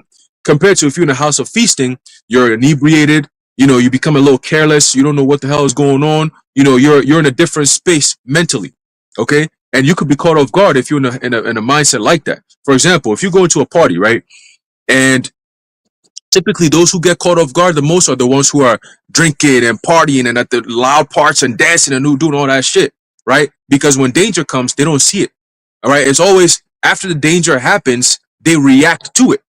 Compared to those who are actually, you know, probably not drinking, you're probably there with a friend. You know, you're the type of friend that's just like more in the corner, you're in the cut somewhere. You know, you always kind of like, you got your eye on the swivel, you know, your head is on the swivel, you're always watching things. You know, you could sense before something goes down to be able to tap your friend and be like, yo, bro, let's step outside real quick before this shit pop off, you know? So as always, it says, it is better to go into the house of mourning than to go to the house of feasting. And the house of mourning, we will represent the house of mourning. Pertaining to Ezekiel, the 9th chapter, we're the men who are sighing and crying for all the abominations that be done in the midst thereof. When have you ever seen brothers go to a high holy day and it's just we out here partying and drinking and doing all kinds of dumb shit? Because when we get together, right, speaking for ourselves, when we get together, depending on the holy day, guess what happens? It always becomes spiritual. You're going to see brothers all grouped up somewhere talking some scripture stuff. You know, we debating certain questions, you know, amongst ourselves, you know, going to the scriptures. Oh, but this precept said this. So what do you think about that? You know, always in some form of spiritual conversation, as the scripture says for us to be in. All holy conversation and godliness, right? Compared to these other camps, you go over there, like the brother said, niggas is partying. That's some nigga shit. That's not the mind of a prophet. You know, that's the mind of a profiteer. Somebody who's, oh, hey, oh, you partying? Oh, we drinking? Oh, we staying up all night? Oh, we got women out here dancing, doing all that. Like, dude, you know, what kind of message are you trying to send? And how does the Lord view these kind of actions that these men are partaking in these last days, man. All right. So continue verse 3 says, sorrow is better than laughter, for by the sadness of the countenance the heart is made better. Right. So sometimes even when you even brothers who might have children, when your child goes through some shit and they get punished and they cry, what happens? They have a much clearer vision of what you wanted or you expected them to do. You know, that ass whooping then clear their mind a little bit. They cry, but they get over it. You know what I mean? When you cry, I remember when we were kids, when you cry, you feel better after you cry because it's like you let something out. You know what I mean? Like it's like something that's so deep inside. I remember when my pops passed, or when our pops passed, you stay strong, you hold it, but not until you let it all go. That's when you start feeling a little better. Like, all right, now you feel relieved. Your countenance feels better. Like, now you could talk to people. Your eyes are not as red anymore. Your mind is not like all clogged up. It was something that had to go, and that's the spirit that you let out. You know what I mean? That's why it tells you in the book of Genesis, when Cain slew his brother Abel, right? It says that the righteous blood crieth unto the Lord, right? So we in the same spirit, when your spirit is groaning and crying, the Apostle Paul said that what our spirit uttereth words that we can't even speak, because our spirit is more in tune in the spirit world. So there are certain things that we will feel, but you might not vocalize per se, but that might be the case. Sometimes you might feel something. You might be like, you know what? Today's I'm not feeling it today. You might, I'm not even gonna go out today. I'm probably, they want me to go out to go party or go to the club or the bar or whatever. You might not, I'm not feeling it today. Next thing you know, that same reason why you're not feeling it, you come up with some shit like, yo, I'm not feeling it. I'm not going out today. I'm gonna see y'all tomorrow or whatever. Something happens over there. Shit, hey, that's the reason why I wasn't feeling it. Normally I'm up to go. But this one time when something was about to go down, Spirit had me say, nah, I don't feel like going out today. And then boom, something happened. So we always gotta, always pay attention to those little things that normally don't happen, but randomly happen, but you have a strong push. Always gotta pay attention to that because that's the Spirit telling you something. All right. So verse 4 says, the heart of the wise is in the house of mourning, but the heart of fools is in the house of mirth. So clearly we see where these people's minds are at. All right. When you partying from night to the next morning, we know where your mind is at. All right. It's definitely not on Yahweh Bashim Yahweh Shai. Right? Because if your mind is on Yahweh Bashim Yahweh Shai, even if you outside, you in a rush to come home so you could do something for the Lord. Like you outside, but you thinking the next thing is as soon as I get home, I got a topic, I got a lesson I gotta get into. It's always something that has to do with pushing the word in truth and in sincerity to serve the Lord. Okay, to feed his sheep and his lambs. These niggas they're not doing that. All right, they're not thinking like that. And to be honest with you, from how I see it, most of the time when they go out there and teach and all that, it's just so they don't get got on. That's it. All right. But in reality, if they could to take time off, they would take all the time off until the Lord is coming back. Then you're gonna see all of them pop out, mad IUIC niggas. Hey, we're teaching. Hey, nah, bro. Mad aggressive, mad very, very militant. It's like, dude, what are y'all doing? But hey, the truth, the true men of the Lord, we always gonna be out here pushing the word in truth and in sincerity because it's not of us. It's of the Heavenly Father. Like we said, I think it was a couple of weeks ago about the reason why we're here. You got to always keep in mind, you weren't brought here to do whatever you want. You're here to serve the Lord. It's a mandate. It's a spiritual mandate. You are born to serve the Lord. Ecclesiastes 12 and 13. That's our whole duty. But as a prophet, you take it a step further. Okay? The Lord told Jeremiah before he was born, he was ordained to be a prophet unto the nations. So when you were ordained, Jeremiah tried to back out of it. He's like, Lord, these people are not listening. They're trying to murder me, Lord. I'm not going to speak your word no more. But guess what? It was burning within him. He couldn't contain it. He had to let it out. That fire, he had to let it out. You know what I'm saying? He had to cook. You know what I mean? That's the same spirit we're in. We got to cook. If we ain't cooking, then we feel cooked. Like, yo, like it's on you. Something on your shoulder, something on your head. You know what I'm saying? The whole day you ain't come up with no topics. You start getting mad, bothered. You can't even sleep. If you find a way to fall asleep that night, the next morning you feel mad uncomfortable. Like, nah, today might not be a good day for me. You know what I'm saying? Like you just not feel, you don't feel right in the spirit. Yeah. Until the work is done, then you feel like, oh, whew, all right, cool. Now I know the Lord not going to jack me out. To see that now I know the day is going to be a little better. I'm not going to have no random ass events to remind me, hey, you ain't done the work. You know what I mean? But yeah, man, you got it, bro. Yeah, you start feeling guilty whenever you do anything else. Like you can't do it with a clear mind because you're like, Yeah, I'm trying to go to sleep. I can't even sleep with a clear mind. I'm about to eat, but I'm like, you know what I'm saying? Like it's so troublesome on your mind, you know. But that's why, once again, once you build it into your way of living, you know, it becomes part of your life, your routine. Then you know it's easier to do. Like you know, if you get used to going to the gym every morning, right? Or you're on your way back from here, you know, like okay, how about on your way to the gym you do a video in the car or on your way back? So it becomes something you do. It's tied in. Okay, I wake up on my way there, I'll do a lesson. Okay, or on my way back, I'll do a lesson. Like, what are you actually doing if it's a 15, even if it's a 15-minute drive? What are you actually doing in the car for 15 minutes other than listening to music or being on the phone? You know, and you know very well you can use this time because you can call this person back. Music, you don't gotta listen to that, but you can use this time to do something so that later on in the day, when it starts getting late, and you're like, I still haven't done my lesson yet. You're not your conscience is not eating at you, but it's a good thing that your conscience eats at you because it shows that you're in the right mindset. You know, you have this reminder to say, hey, there's something important you haven't done. Make sure you get to it, and that's the spirit of the Lord keeping you on point. Hey, that's the angels. You know, hey, you better do what you gotta do because I'm not trying to get jacked up. So you better make sure you do that shit. Nigga. You know what I'm saying? So you gotta do what you gotta do. But it's something that you mentioned, and I thought about a quote. I think the quote goes, "It's better to be thought a fool than to speak and remove all doubt." Meaning, I mean, you can not be the brightest, you know, the sharpest tool in the shed, right? You can have a couple screws loose, but if you never open your mouth, nobody really knows, right? They can suspect, like, you know, I don't think this guy's too bright, but he never said anything, so I don't actually know until you open your mouth and say the dumbest thing, and everybody knows. Oh, I know for sure this guy's not bright at all, you know. So sometimes it's good to keep silent. So with these guys, we would never know that you guys are doing all this wild, crazy shit if you never put it up online. You know, if you gonna do something, at least put some wisdom in there. Think, you know what? You know, knowing these man, I know the elders, man, they gonna get on my ass. Second apostle or apostle Gabar sees this man, you know, my ass is getting cooked with fire. You know what I'm saying? We cooking with gas tonight, and I'm not trying to do that. So you know what? Let me just not put that on. Let me not commit that to video.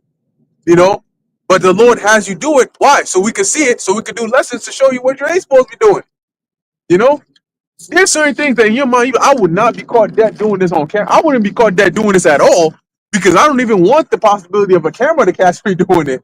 You know, because your conscience will tell you, yo, this is kind of weird. Like, you know, I don't even if it was a regular party in the world, I wouldn't want to be there on the night of the Passover. It would just feel weird, you know, like you know you're in a place where you're not supposed to. It's like being in a sundown towns, you know, after sundown. You know, you like, you know, I know I'm not supposed to be here, man. Because if the slightest thing goes wrong, I'm seeing rednecks walking out here like zombies in Call of Duty with shotguns. You know, and I'm not trying to deal with that tonight. But at the end of the day, I got you. It comes down to what you're given and what you're not. Some people, you just know it. It's like common sense to you. And some people, you can try to explain it to them over and over and over again, and they just won't get it. Go ahead, bro. This is the book of Romans, chapter 16 and 17. And it reads, Now I beseech you, brethren, Mhm. mark them which cause divisions Mark them which cause division. Go ahead. and offenses contrary to the doctrine You know what which ye have. contrary means? It means against. Offenses against the doctrine. So when people come and they get so concerned, but why can't we all just come together? Let's put the truth aside and let's deal with brotherhood first. What? Let's put the truth aside and let's prioritize brotherhood. And then after that, we can sort out our differences. Hang out with a 2/3 then. Why don't you sit down with a hyena that hasn't eaten in 3 days and tell them, you know what, I'm a human and I'm your prey. But let's put our differences aside and let's sort out our differences first. You know? Hey, why can't we be you gonna find out why you can't be friends. You know? Find out the Goldilocks and the Three Bears and see if they coming for the porridge or they coming for you. Talking about Hey, let's put brotherhood first. hey, but that's why the scripture says, "Can two walk together except they be agreed?" What is the one thing that makes two walk together? It's this truth. You know, that common ground, right? We all brothers. Most brothers come from different walks of life. Some brothers was born in different countries. You know, some brothers grew up in different states, different cities, all kinds of stuff. Grew up different, like just different, all kinds of different culture, different shit, right? Different languages, right? But the one thing that brings us all into that same space, which is the common space, will be this truth, Right. right? All brothers, yo, I'm telling you, man, when we get together, it's like we were all born in the same house. Yep. You know, the kind of thoughts we have, the kind of conversations we have, the vibe we have, it just clicks. You know, and that's why it's very important not to be around too many people because it'll fuck up your frequency. You know, personally, me personally, I don't like going out. You know, I'm always a homebody type. If I have to go out, it's because I have a reason. You know, if I don't have a reason, you ain't gonna get me out. You know, it's like, yo, people get mad, like, oh, you just don't like to do anything.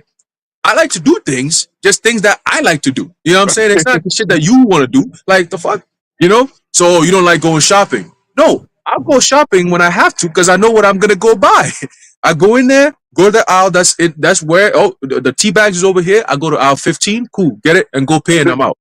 I'm not gonna be walking around. Let me check what aisle 14 may have something that nah, I don't need nothing from aisle 14. I'm not gonna spend no time up in there. That's You it. know? So you don't like going party, you don't like to go sit out and eat. I got food at home, so I don't have to go out and eat. You know, like it's little shit like that. I'm comfortable being at home. You know, but one day you just might get me out there, but I might go out there, but it's not gonna be what you think. It's gonna be short. It's not gonna be as fun as you think because I'm not that type of dude. I'm not going, yeah, we partying, we drinking. Nah, it's gonna be all right, we getting food, we got food. All right, we out. Right. Oh, what you mean? But we came all the way here just for yeah. I told you that it's just the food, man. That's it. You know. So, but if you with brothers, oh, we could be out all day.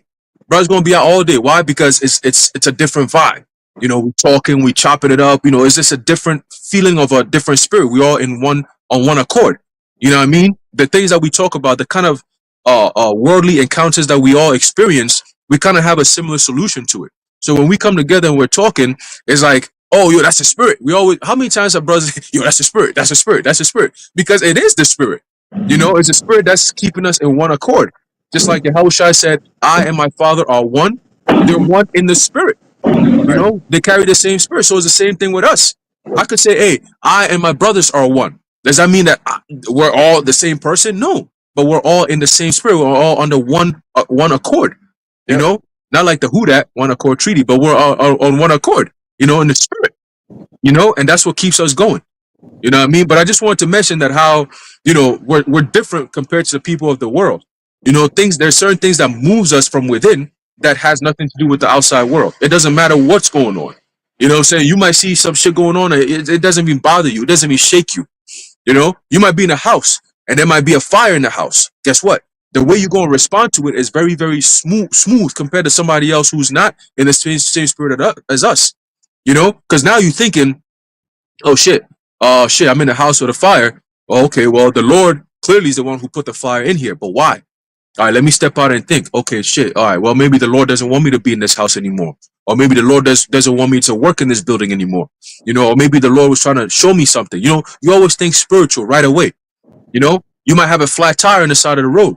You're not going to think, oh, fuck, I got a flat tire. It's the end of the world. Oh, I'm panicking. No.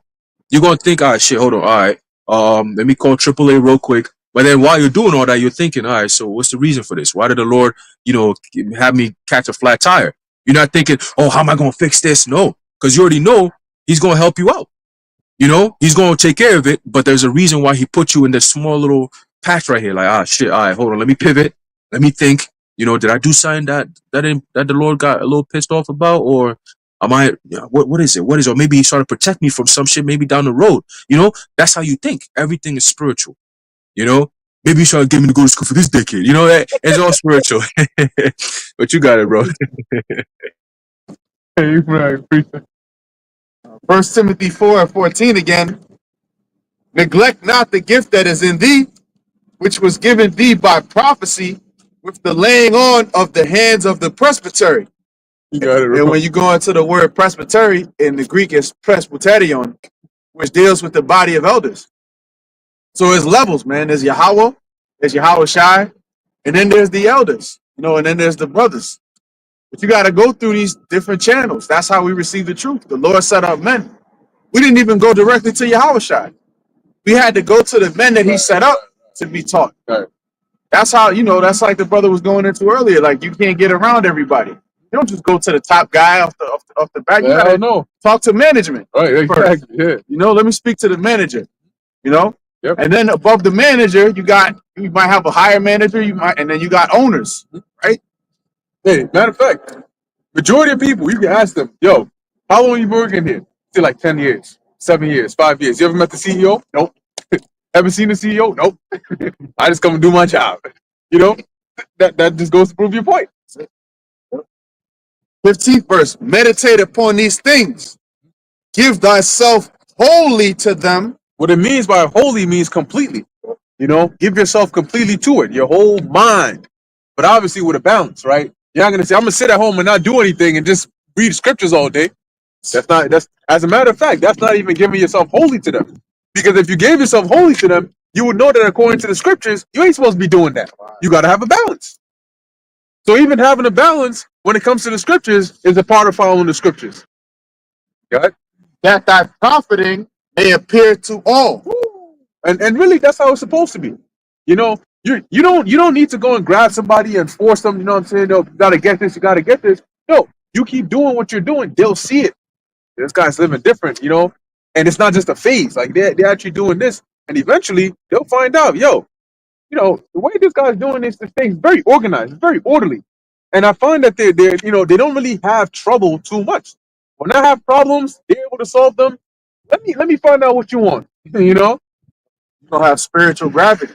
Yeah. The people are going to see you have a certain aura about you. Your profiting is apparent to all. Right. And it comes in the forms of what? Us edifying, us being diligent for the work. You know, you see us coming out here, the Lord be taking care of us.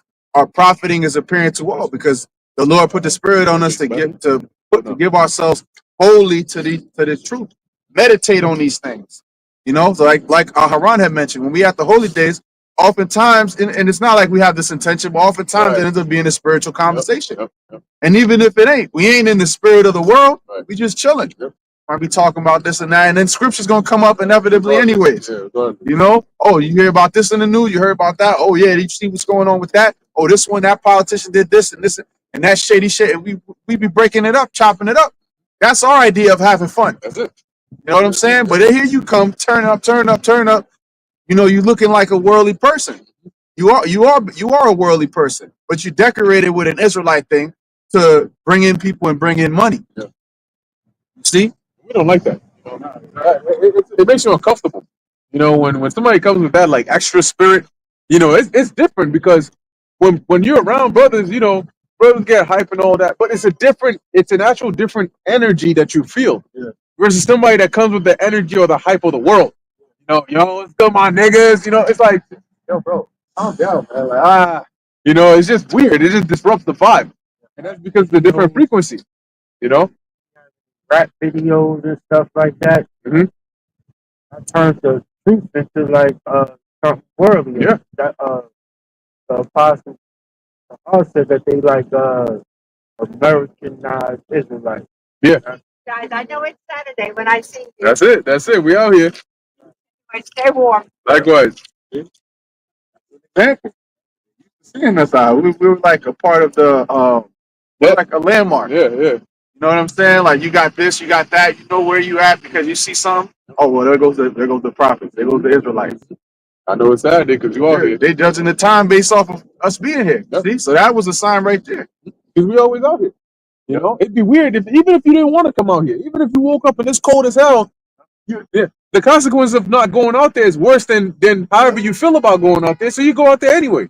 And you know what it is? Really, when you come out here and it's cold or you don't feel like it, you just got to do it. Just power through for like 10 minutes and the spirit will jump on you. And you'll notice that eventually you'll start getting warm. You'll forget about the cold. You know, time passes differently. You know, you start getting into the spirit. It takes time. You got to warm it up. You know? That's what happened this morning. Yeah. I was like, shit, I'm about to call the brother. Yeah, I ain't gonna make it out. But that was just the flesh. You know, because I didn't get the best sleep last night. But I'm like, you know what? I got enough hours to get my ass up and do this. What am I gonna do? Sit around the crib and watch brothers, and I'm gonna be hurt that I'm not here. I'm like, man, fuck it. I'd rather deal with the pain of going, you know, than be sitting behind. Not to be over right. Some days you really can't. Might be sick. Yeah. You can't. But hey, we've powered through to the best of our ability. You know, we really gotta be out for the count to not come here. Right. At the end of the day. Right. Yeah, you gotta impress the Lord, man. You know, you like Job. You gotta give the Lord something to brag about. You know, to the point where he's like, you know what? Toss that cold over there. And you're like, you know what? I'm gonna get my ass out over there. Yeah. You know, so it's like, yo, I mean, I know them demons is like, Lord, you know he ain't coming out that day. Lord's like, watch him. Boom, he's out there. You know, you want you know, you want to be that individual where when your name comes up in the heavens, we're not perfect. We understand that. But at least it's like there's like it's a good feeling when your name comes up. You know, like yo, what's up with such and such. There's always like a good stigma around your name. You know, when your name comes up, it's always he did something super good again. You know, that's how you want to be talked about in the heavens. That's how you want to be recognized in the heavens. Not as this guy again. This guy's causing trouble again. Lord, when do you want us to take him out? You know, angels are coming back with, oh brother, he's disrupting this brother. He's doing this. He's doing this. And then in the spirit, that's really what happens. When we find out, by the time we find out an individual got ousted because they were being a demon or they were extorting brothers or they were doing X, Y, and Z, that's because the angels are sending reports back in the heavens. They're like, Lord, this guy's he's being a real demon. You know, I know you told me to watch him for this week, but he did this. He's messing up this brother. He's messing up that brother. Then the angels that are watching those brothers are coming up a report too, saying, Lord, this brother's mind is not where it's supposed to be because he's getting messed up by such and such because he thinks he's a brother, but he's really not. Then the Lord is like, eventually he's like, okay, just monitor again. And then another report comes, all right, you know what? You get him up out of there. Then the dude does something crazy or something happens, and then word gets around, and now it's like, yo, you out of here. And then we finally find out what's going on. You know, but the Lord sets it all up in the spirit. And you out. And you don't have an opportunity to come out and prove yourself. Yep. You look at the code like first. I look at the code like I learned to love the code. Right. We first came into it, I'm like brick. Now I'm like, man, this is where champions are made. That's it. This is where gods are made. This code is the furnace Right. where we're striving for immortality. So take it like a badge of honor, man. Be blessed, feel blessed, and be grateful that we even have opportunity to do this. Like the brother said, many men have been ousted. You know, and it ain't just ousted from the camp. The Lord took the spirit. Yeah. You can get kicked out the camp, and the Lord still keep the spirit on you. You keep going. But if you got kicked out and you lost the spirit, or you could be in the camp and lose the spirit, and then it's a matter of time before you get sifted out. So just pray. Hey, Psalms 51:11. Put that up every day. Hey, you know what? When you don't want to come out here, just keep in mind. Look, I just gotta go out there and wait for the spirit to hit me. That's it. Yeah. You know, the spirit is gonna hit you when you bring out. Because remember, the scripture said, "Where two or three are gathered in my name." That's why we always open up with saluting the Lord. You know, blessing the Lord. Because when you start going into this book, the spirit will come down because it's like you're calling the spirit down. You know, it will come down wherever it is because the Lord is like, okay, time for the message to go out. So you really just gotta endure till the spirit hits you, and then you're gonna be good. You know. And then it's funny because when you get back in the car, you're like, fuck, you know what I'm saying? Like, I can't feel my toes, I can't feel my hands. Yeah. Hey, Got it. but also too, there's a different, there's a different spirit that comes with getting something the hard way. You know what I'm saying? When you strive and strive and strive, striving is basically a form of fighting. You know, when you're in a race, right? The Apostle Paul uses the race. Normally, the halfway point is where you start feeling like a little gassed. That's when you got to kick into a different gear. You got to shift into a different gear that most of the people around that you racing, they don't got that kind of gear to shift into. You know, you got the seventh gear. Normally, you kick into fifth gear. You chilling. You know, you pushing, but you in the fifth gear. But you get to that sixth, seventh gear. That's when it's like, all right, I gotta shift now. Let's go. You know, and it's a different and as men, that's just how we are. We're programmed that way to always the hard way. You want to outdo the hard way. Like, no, I'm harder than you. Like, you know, there's always something within. You know, like you wake up, yo, it's 18 degrees, and then you start thinking like, shit. I remember at first when we came to the truth, every Saturday you'd be asking, yo, what's the temperature like? And then you be watching to see how I'm dressing, so you can also you're like, oh, I see him putting 2 socks on. I'm putting 2 socks on too. Like, you know, because I know he's getting ready for that shit. You know, I'm not going. He doesn't be doing the toe stamp because he's ready. So whatever he's wearing, I'm doubling down too. I'm tripling down too. You know, but now I'm at the point where because when we first came to truth at a younger age, we dealt with the cold so much. I remember brothers used to get sick. You know, you stayed outside for like 8 hours, like 9 hours, bad cold, like from 12 to 9. We'll be out there from the sun up to the sundown, you know? But now it's to the point where I get up, I don't look at the temperature because they'll say, oh, it's 24 degrees, but it feels like 17. Well, it ain't 24 degrees to me. It's 17 degrees to me. You see? So I'm not going to look at the temperature. All I know is, oh, it's kind of cold today. I don't know how cold. I just know it's cold, you know? So at that point, your mind kind of functions a little different. There's a different defense not knowing how exactly cold it is. Because if I know it's 18 degrees, I'm be like, yo, it's mad cold because I know it's 18. But if I don't know it's 18, in my mind, it's just cold. It might be 40, it might be 30, but it's, hey, I'm dealing with it. You know, that's the mindset. And then when you're done, like you said, you get in the car or you get home, you know, you feel like you start, your body is like defrosting, so to speak. You know, you feel like, all right, the battle's done. Now I can relax. Compared to if you had never gone out, you feel a little some type of way, like, damn, Yeah. like, brothers was out there. Yeah, it's like a little hit to your spiritual ego, so to speak. You know, like, damn, like, brothers was out there and I'm out here being comfortable and shit. I got nice coffee to my side, got some nice tea, and I'm out here sipping and chilling. Meanwhile, brothers is out there putting in work. The Lord sees all that, you know, and it's not to, you know, that's not a hit on brothers who might not be able to go out there because, yo, you got to use wisdom, you know, but if you can, yo, go out there, you know, and let the Lord see you actually giving your body as a living sacrifice, you know. Remember, we're doing this for salvation, right? We're doing this for salvation, right? It says, um,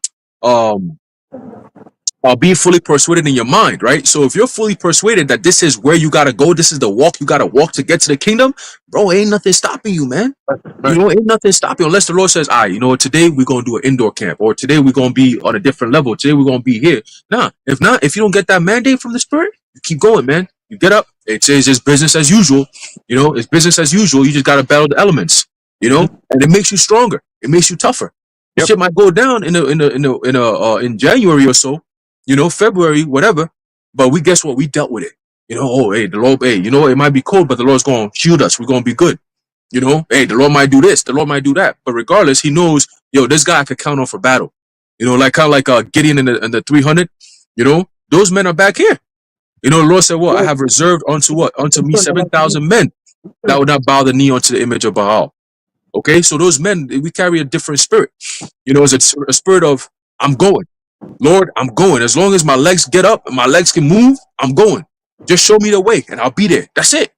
That's it. Because you know why? You know, hey, while I'm going, whatever obstacle is going to be in my way, he's going to get it out the way for me, or he's going to give me the strength to get it out the way myself. You know, but either way, this destination that the Lord says to go, I'm going. I don't care what anyone says. I don't care how I'm going to get. I'm going. If I got to swim, I'm swimming. If I got to jump off a cliff, I'm jumping. Whatever, I'm going. That's what this means to us. It's everything to us, man. You know? I just want to add that real quick. You got it, bro. That's it. I believe Apostle Tahar said, if you ain't in the spirit, get in the spirit. You know, and the spirit is heat. So if you cold, get in the spirit. You're gonna be warm out here. You're gonna be reading scriptures before you know you're gonna forget all about the cold. You're gonna want to stay extra time. Now camp is over. Damn, I had some more. I'm saving for a lesson. You know? Got it. 1 Timothy 4:16, take heed unto thyself and unto the doctrine. Continue in them. For in doing take heed, right? Meaning you have to watch out. You know, watch yourself, right? Because there may be certain tendencies that the flesh has, and if you're not careful, those can get out of hand. So you got to always watch yourself. Make sure you're balanced. Take heed to the doctrine, right? Understand that you understand the doctrine, and that you are teaching it correctly, and that you're not teaching it incorrectly out of ignorance or out of being deliberate or out of selling out, but that you're teaching it how it's supposed to be taught. Go ahead, and then it says what? Continue in them. And that's really the hardest part. Learning it is one thing, right? Knowing it is another thing. Doing it is another thing. But continuing in it is the hard part. And it's not about motivation. Motivation goes down. You know, motivation is like a volatile. One day you're motivated, you know, something happens and it's gone. Discipline is what keeps you going. You know, discipline is like the structure, the path. Motivation gets you there, but discipline is what keeps you there. Because now you're so used to it, it becomes a part of you. You became so comfortable being uncomfortable that the uncomfortability became the comfortability. Right? motivation is like a flickering flame, discipline is a steady flame. There you go. Yep. And also, you know, when it's cold out or whatever the season is, you got to use wisdom, right? Go and buy some stuff that'll keep you warm. Right. You know, don't if you know, man, my toes are cut up. Get some of them socks. You know, get some boots. Invest in these things. When you do that, you may, you know what, Lord, I don't got too much, but I saved up a little bit over the months so that when the winter time comes, I can afford good material so that I can be out there longer, so that I don't, you know, I don't get sick or whatever the case is. The Lord sees that and says, This guy right here, look, I'm gonna give you a regular worldly example, right? You got maybe you're applying for a job, right? And then you put stuff on your resume, a job that requires you, like they look at your resume, they say, okay, what has this guy done? Is he qualified for the job? You got regular resumes that have, oh, he went to school, he was top of the school, he got good grades and so on. Then you have others that have that, but in addition, you got certain projects that this person worked on outside of school. The employer sees that and says, so this guy, right? This guy went to school, but took time outside of school, thought about this thing, and actually sat down and built projects with their own time, with their own dedication, with their own passion. That shows me that they're passionate about it and that they know what they're doing. So when you sit down and you say, you know what, Lord, I'm going to invest, I'm going to save up, I'm going to buy, these gloves or these boots or whatever, so that I can go out there and do your work even better, that pleases the Lord. The Lord looks at it and says, yo, this guy's thinking about the things that I want sincerely. This guy is sacrificing because he could have used those funds for something else, but he used it to invest so he can be in a better position to do my work. Bless that brother right there. You know, bless him with this. Give him that. In return, I'm going to give him this. That's what the Lord did to King Solomon. King Solomon said, Lord, bless me with wisdom so I can fulfill this role you put me in even better. And the Lord said, I'm so happy with that. I'll give you everything else that you didn't ask for. Anyway, go ahead. For in doing this, thou shalt both save thyself and them that hear thee. And them that hear thee. You see? So when you continue in the ways that please the Lord, you're going to save yourself and them that hear you. Meaning you're going to follow the path that will lead on to salvation. You're going to keep on that path. Keep on that path. Keep going. That was it on that? All right. Jump to, let's get that in Baruch, the 2nd chapter. And you can jump to the point now. I think it's around the 20th or so, 28th verse or so. Because ultimately, going back to the whole point, we're near to our goal. The one main thing that we got on our minds, that we want, that we desire, is that salvation. So much so that if the Lord said it costs you your life, we'll do it because it costs you your life. Well, what are you getting? You're getting another one, an even better one. If you try to get a brand new car and they say, well, you're going to need to give us your old car right now, oh, fine, take the old car. You're giving me another one anyway. So that salvation is top of mind. It doesn't matter what, like Aharon said, for us, we don't really care about the easiest path. As long as there is a path, that's all we need. Lord, tell us what you need us to do. It's going to be hard. You're going to have to go through. Okay, what do I need to do? You called me here, right? What do you need me to do? I need you to go from point A to point. That's it. I'm doing it. That's it. If I go and the road is blocked, I'm going to find another way. But as long as I know what I need to do, I'll find a way to do it. That's all that. If you have that mindset, then you're good. Nothing is going to stop you there. But if you're like, no, I need some more. I know what I got to do, but the weather got to be perfect. I got to be full. I got to have all the resources. And if I don't, then I'm not trying to do it. You know what happens when you think like that? You don't grow. When you have the mindset that if all I need is what I need to do, I just need to know what I need to do, and I'll figure out the rest. As you face these obstacles, you have to grow to overcome them. You got to say, damn, I didn't know that this was going to be in here. But you know what? I'm here now. So what do I do? How do I still get around and get to the end goal? You find a way around it. Guess what? That thing ain't never going to get you again. Now you know something that others don't. Whenever this comes, I know what I got to do, and I'm around it. So say when the actual race comes, you zooming through this thing like it's nothing. Let's get that. See you watching a bit of too much Blue. That's it. Verse 20. Yeah. Let me take a look at that. What we got on verse 20? Let's jump down to let's go down to I think it's start at 29. Oh. Mhm. This is the book of Baruch, chapter 2, verse 29, and it reads, if you will not hear my voice, If you what? if you will not hear my voice, Mhm. surely this very great multitude shall be turned into a small number among the nations. And how many times have you heard this kind of sentiment in the scriptures? Over and over and over again, where the Lord is saying the same thing by the prophets, man. It's that simple. The Lord says, look, just listen, man. He's like, look, if you don't listen, I'm going to do this to you. If you listen, I'm going to give you this. That's it. But Israel they just can't get it. Go ahead. where I will scatter them. Meaning, if you remain disobedient, the Lord is going to make you small. He's going to make you insignificant. He's going to make you the bottom of wherever you're going to end up at. Go ahead. For I knew that they would not hear me, because it is a stiff-necked people. Uh-huh. But in the land of their captivities, they shall remember themselves. Which is happening now, right? We're in the land of our captivity, meaning a land where we're captives, right? We're not on top. We're not ruling. We don't have power, but we're remembering ourselves. We're remembering who we are as a nation. We're remembering what our custom, and it's all in the book. Go ahead. And shall know that I am the Lord, their power. Yeah. So now we know that the name of our God is Yahweh, right? Bahasham Yahweh Shai. We know what the Lord requires of us, so we're right back on track. Go ahead. For I will give them an heart and ears to hear. What it means is that the Lord is going to open up our spiritual minds. The heart there means your mind, but we already have minds. So when he says, I will give them an heart and ears to hear, he means he's going to open up our spiritual hearts, our spiritual minds, and our spiritual ears to understand the spirituality of the scriptures, because they've been dormant for so long, right? They came of falling away, but now the Lord is raising us back up. He's waking us back up. Go ahead.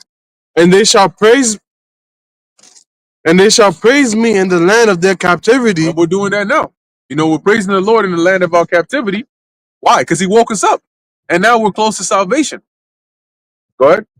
And think upon my name. And that's what we're doing, right? We're thinking upon the name of the Lord. And when you think upon the name of the Lord, you get motivated to do the will of the Lord. Go ahead.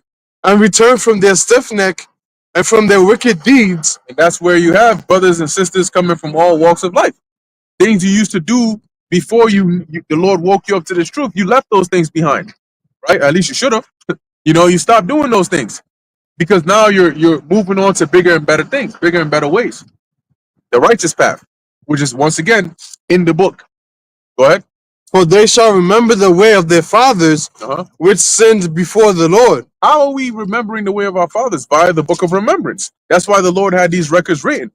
So we're remembering, this is why we ended up here. Because go back to Deuteronomy, the 28th chapter. What was the condition that the Lord gave us? And though we don't remember literally as ourselves, that's why the Lord had it written over here. So we're reading that, our forefathers didn't follow the ways of the Heavenly Father. Because of that, the Lord put them in captivity. Hence, we're in captivity today. Go ahead. And I will bring them again into the land which I promised with an oath unto their fathers. And when did that happen? Going back to the book of Genesis, the Lord promised that land of Israel, the land of Canaan, to us from Abraham's time. Right? The Lord told Abraham that this would be for his seed. And it was promised to Abraham, it was promised to Isaac, it was promised to Jacob, and landed on the 12 tribes. Okay?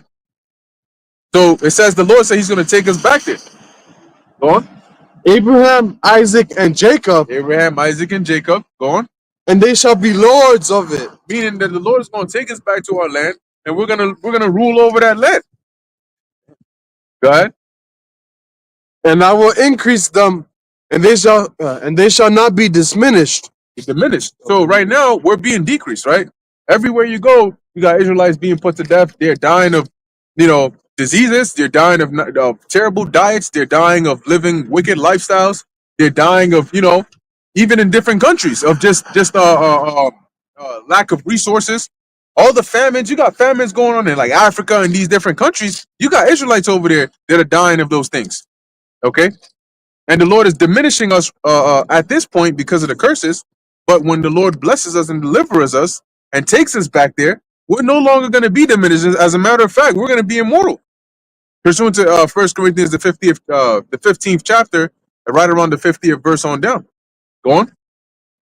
And I will make an everlasting covenant with them to be their God, and they shall be my people. Right, a covenant that's going to last forever. It's similar to what we had in the wilderness, save this one, we're actually going to be able to keep it. And it's never going to need to be broken or redone. It's going to be perfect. Go ahead. And I will no more drive my people of Israel out of the land that I have given them. Yeah, so once the Lord takes us back, he's no longer going to kick us out. No other nation is going to rise up and, the Gog and Magog, they're going to come up after 1,000 years and try to fight again. That's not going to happen. All right, we're going to be established over there. Go ahead. That was it on that? Yeah. Yeah, run that last part back again. We'll close off on that. Verse 35. And I will make an everlasting covenant with them Uh-huh. to be their God, Mm-hmm. and they shall be my people. Mm-hmm. And I will no more drive my people of Israel out of the land that I have given them. And that's what we're waiting for. You know, that is a part of that salvation. But the details of that go into that those new bodies. You know, the Lord says we're gonna have so much that even while we're praying for it, He's gonna answer our prayers. He said we're gonna have so much that we're not gonna have places to store the things that the Lord is gonna give us, the showers of blessings He's gonna give us. So ultimately, that's what drives us, man. You know, we know the Lord is not gonna lie. We know He's gonna honor His promise, and we want the promise. End of story. Brothers, got anything else before we close it up? Perfect. So anyway, with that, Lord willing, this was edifying to the elect and pleasing to Yahweh Ba'ashem Yahweh Shai. In closing, we want to give all praises, honor, and glory to Yahweh. Yahweh, Bahasham, Yahweh Shai, Bahasham, God Kodesh. Until next time, Shalom. Shalom to the elect, Yahweh Bahasham, Yahweh Shai, Brakatham. Shalom. Shalom.